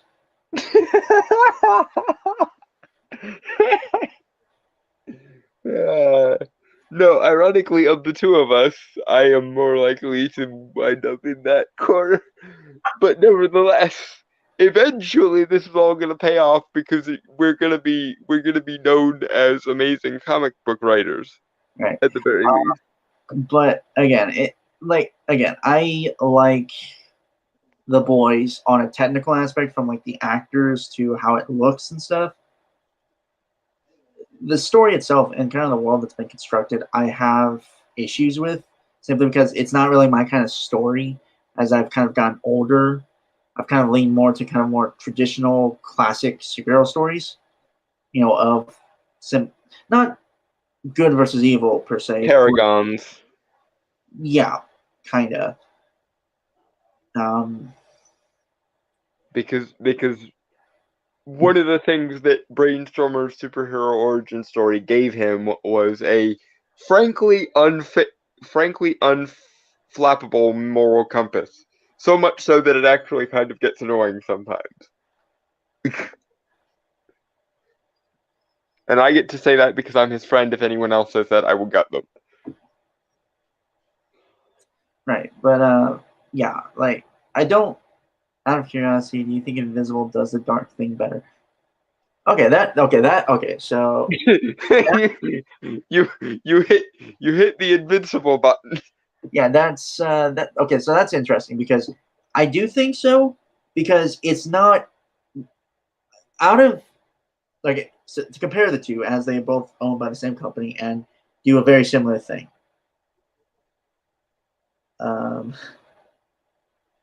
I'm never going to run for office because I'm not a big fan of governments. Well, bureaucracy in general. So, And now you see what I mean. um, Even when you try to give the man a compliment, he usually depreciates himself out of it. I don't think that was really depreciation on me, though. Yeah, but as I've often told you, the people who don't want power are the only ones that can be trusted to have it, and those that do want power are probably the ones you least want to have it. Okay, but back to the Invincible thing. Okay, so I do think it does it better, but simply because the thing with The Boys is it doesn't really give you a shred of optimism or goodness, like optimism or goodness. It and anything that is good or pure, it immediately fucks Must it. be mocked mercilessly and defamed. Yeah. Even like with the, I mean, not to say like it did the happy ending in season 2, which is weird, and I'm pretty sure we all know that's not going to end. It's not going to stay that way for long. No, Homelander's kid is gonna wind up going full Brightburn, I think. Honestly, I don't know about that. Whatever. No, I'm not an anarchist. I just no, I'm actually like the farthest thing from an anarchist. I think, like, okay, so I've said this before. Like, I'm an American, but I am loyal to my country, not my government. That is how I could best explain it. Like, and this is why I often joke with him, saying that he is basically Captain America. Yeah, like I the ideals and the concept, the purest form of the purest form of America is what I kind of say I am loyal to, while the government that is ran by basically jackasses, mostly jackasses. I'm aware there are good people in there. That I don't consider. I don't want to get like political or anything. It's just, again, yeah. Basically, what Dolan said, I'm practically Captain America. If anyone remembers that that panel from that comic where he raises the American flag, he says, "I'm loyal to this." Yeah, basically that. Mm-hmm. And now, Dragon Turtle, you see why when it came to our universe's Captain America having a successor, Brainstormer's self-insert was the one who ended up taking it over. Buttressed by my character's manipulation abilities, because he wouldn't do it otherwise. Right, okay, Dragon Turtle, or maybe he's going to end up being the avatar of Uncle Sam. I assume he is me, so Not wrong. You are not wrong. it actually would be a cool comic. Not gonna lie. Actually, no, I actually think they did that with DC's Uncle Sam. So DC Comics Uncle Sam. They did. Yeah. So, right, but we should probably. Yeah. We should boogie. Yeah. Banana. Banana. million lives. My patience is waning. Is this entertaining? My patience is waning. Is this entertaining?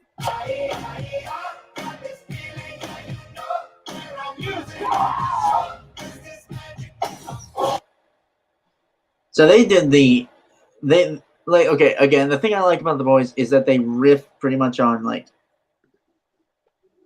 they riff on Hollywood culture in a way, or Mhm. or corporate culture more likely, I think. Mm-hmm. Well, they riff on a lot of things, not just superheroes. Superheroes seems to be more of a backdrop than anything, specifically like on celebrity culture and things like that. Like they literally spoofed that Pepsi commercial.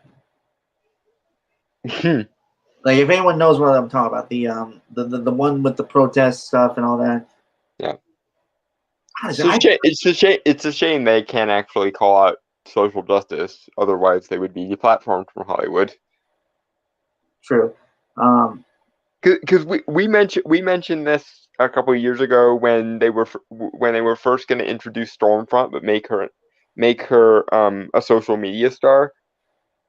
Brainstorm and I both proposed the idea that if they actually made her a feminazi, basically Anita Sarkeesian, if she became a supervillain, that would have been more ballsy than just making her a female Nazi. But no, they did the cop out thing and made her a female Nazi. Right.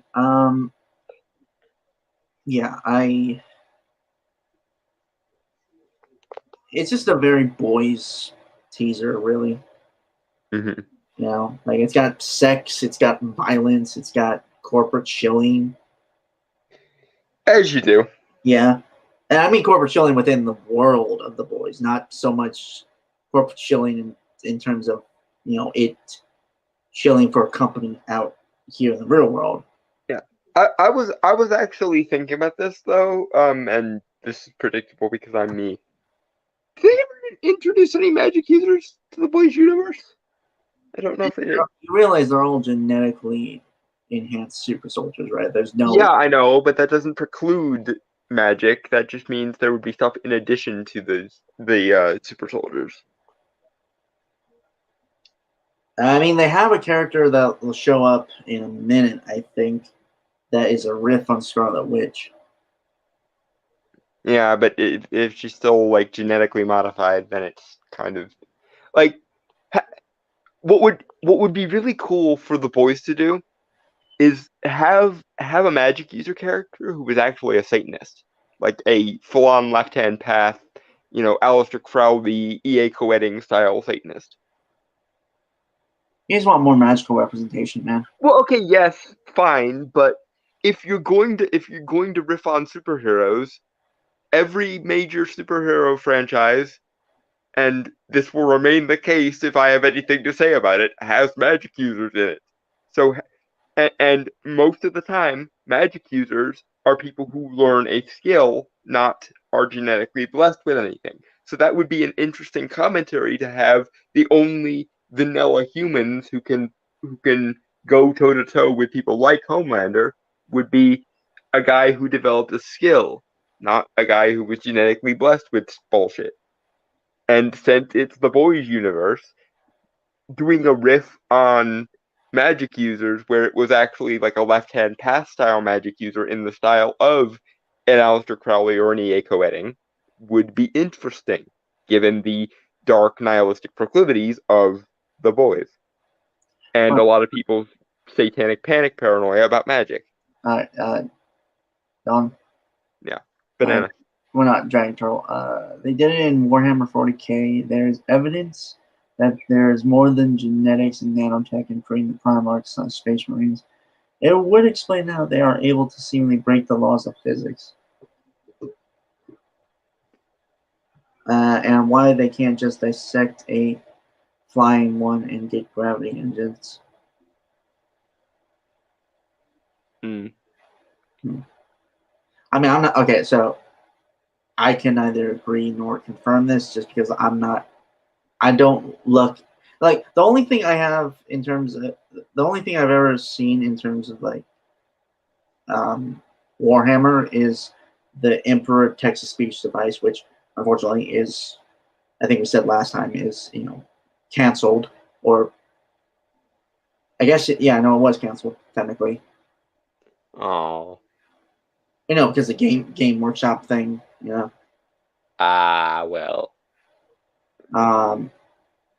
They actually started up another one that is actually like sponsored by the guys who do Vampire the Masquerade thing, where it's effectively a soft reboot / like it's a spiritual successor, and it's good. I like it. I've watched it.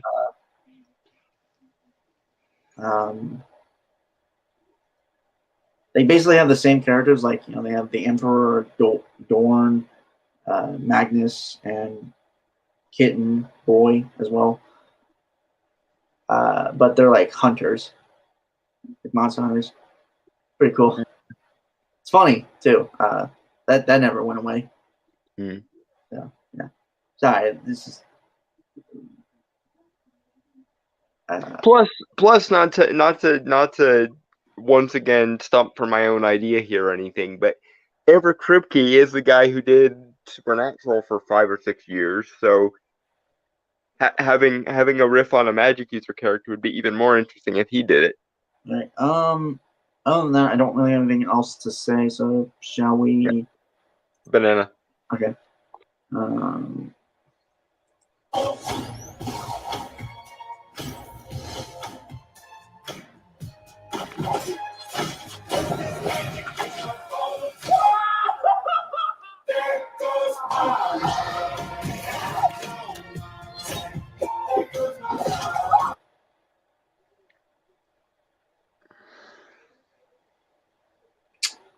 Yeah, definitely the boys.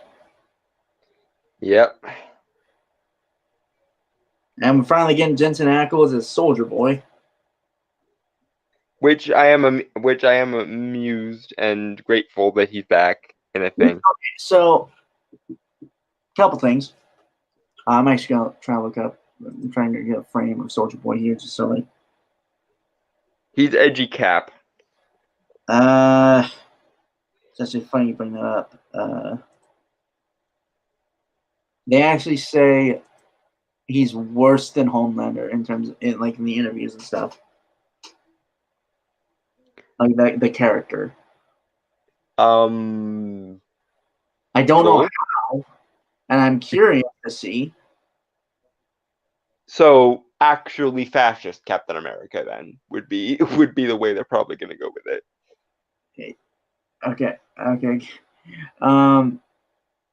But there's also the thing is seeing Jensen Ackles in this costume and stuff, and seeing his performance as Batman in Batman: The Long Halloween, which is good, which was a good movie, and I suggest people check out. And just kind of seeing it, and he's also from Texas. I also realized. I honestly think he actually could have been a really good Captain America. Probably, if it had been produced around the time that he was first coming on the scene in the early seasons of Smallville, because he was actually in almost Captain America style shape in Smallville when he played Jason. Also the mid 2000s, I assume, when it's like Supernatural started and stuff. He was in less good shape when he first played Dean. I mean, Dean was still cute, but he wasn't quite as cute as Jason was in Smallville. Oh my! You are such a picky bitch. You're goddamn right. Right, but like okay, everything like all the scene like some of the best acted scenes in Supernatural from Jensen Ackles.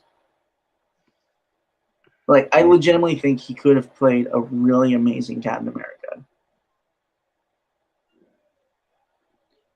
Like not like, and I'm not saying like he could have been better as. I kind of honestly hate how many times I've seen it like where everyone tries to do this ranking system of who's the better actor for this character and stuff. I honestly hate it because it's just like they all have their good points and attributes. Mm-hmm. That's my own personal thing. It's like the same thing of like like why would these two characters be fighting? Couldn't they just hang out? Mm-hmm. Be friends. I think that's more interesting than them just wailing on each other. Like I think I'd rather Jensen Ackles be cast in the DC universe rather than the Marvel. Yeah. Granted, I've seen so many people want him to be Jason, but I think he's kind of like obviously he's kind of aged out of the role. Jason Todd, Red Hood. Yeah, no, he can't. He's too old. If we were talking he played an amazing Red Hood in Batman Under the Red Hood, like voicing that character. Like if we were talking like the time in between when he played Jason in Smallville and when he started playing Dean in Supernatural, that would have been a good age for him to play Jason Todd. Right. I also, but honestly, because again, he voiced Batman or Bruce in The Long Halloween. Granted, he mostly voiced Batman in that because that was mostly a Batman-centric story that didn't really involve Bruce. However, again, I do think he could have played really. I think just because again, going by Dean, who was kind of basically a Bruce Wayne kind of character, like it was more like his personality was based off the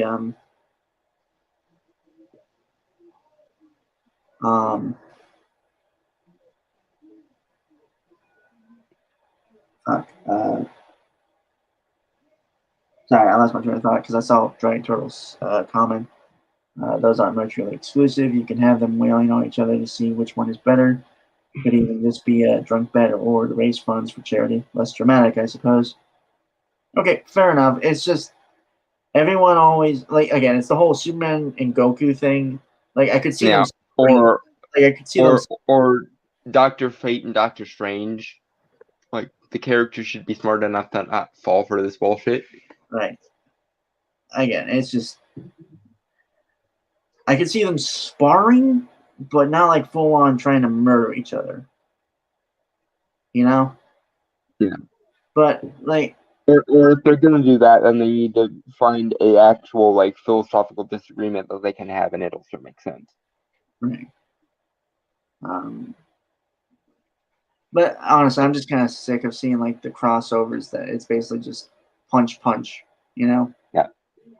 Which character can fight another character? I don't want to see them fight. I want to see them work together because it doesn't make sense for these characters to fight. Yeah, but also I think it's just more interesting to see how their dynamics work, not in battle, but just talking. Kind of like if there was a Harry Dresden, John Constantine crossover. I don't want to see them fight. I want to see them share a pint at McAnally's. Anyway, fine, that was a weird tangent. Yeah, I'm honestly like I'll be honest. I'm honestly most excited to see Jensen Ackles like acting in this. I'm interested to see what he looks like now because apparently he bulked up for the role, so that'll be interesting. Right. I mean, granted, I'm not gonna check out the the actual show itself. I'm gonna wait for like clips on YouTube, mainly because again, I don't have Amazon Prime, Mm-hmm. and I find it more easier for myself to just watch more condensed stuff Mm-hmm. of this show.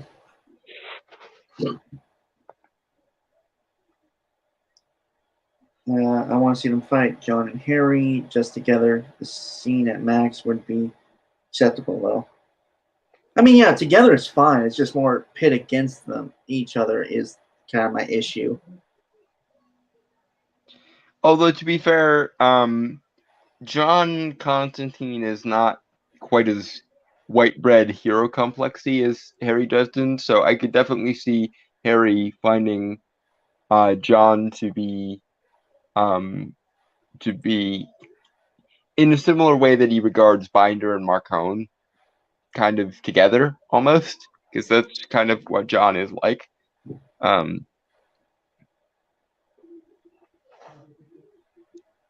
Although to be fair, depending on when this crossover took place, I don't think Harry would have much of a leg to stand on. Because if we're talking like, if we're talking Death Masks Harry, where he beats the fuck out of Cassius while the Paladins just stand there and watch, John would be like, "Well, what the bloody hell do you think you were doing?" Right. Other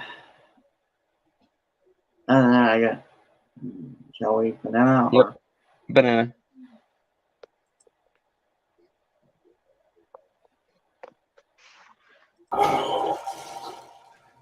Is this entertaining?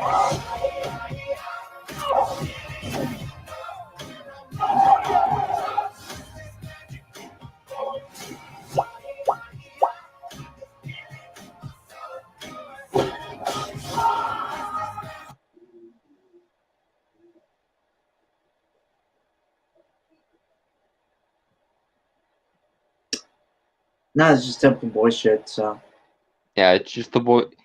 It's ironically, boys will be boys.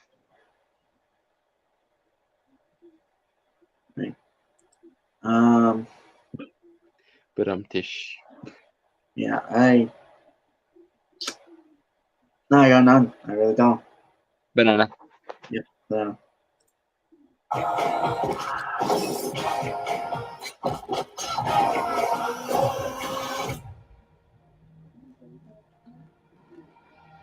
Is this entertaining? You know what? I'd actually really like to see the boys versus the characters from the boys versus the Umbrella Academy.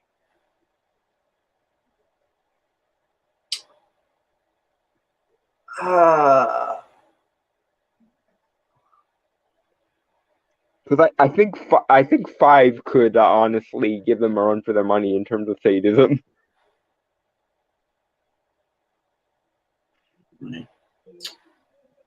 and Soldier Boy being let out of cryo.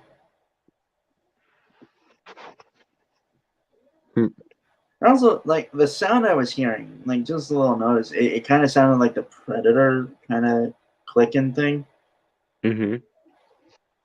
And again, I assume Soldier Boy is effectively, well, again, how they describe him is he's supposed to be worse than Homelander, Mm-hmm. which I don't know how, but okay. Yeah.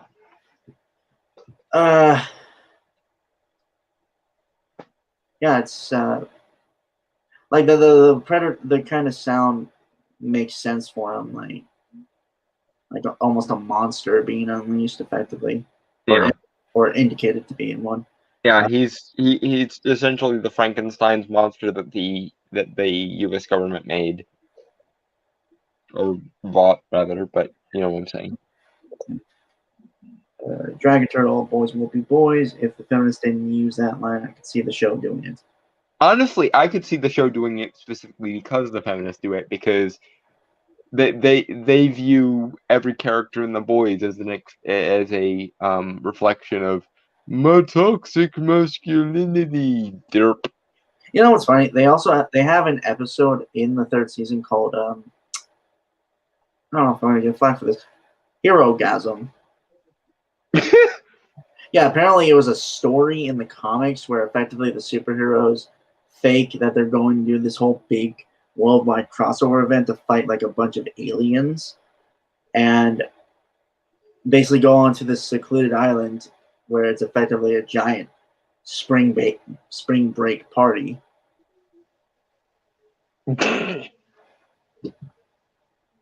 Yeah, right. I don't know if they're going to do that completely because I don't know. It's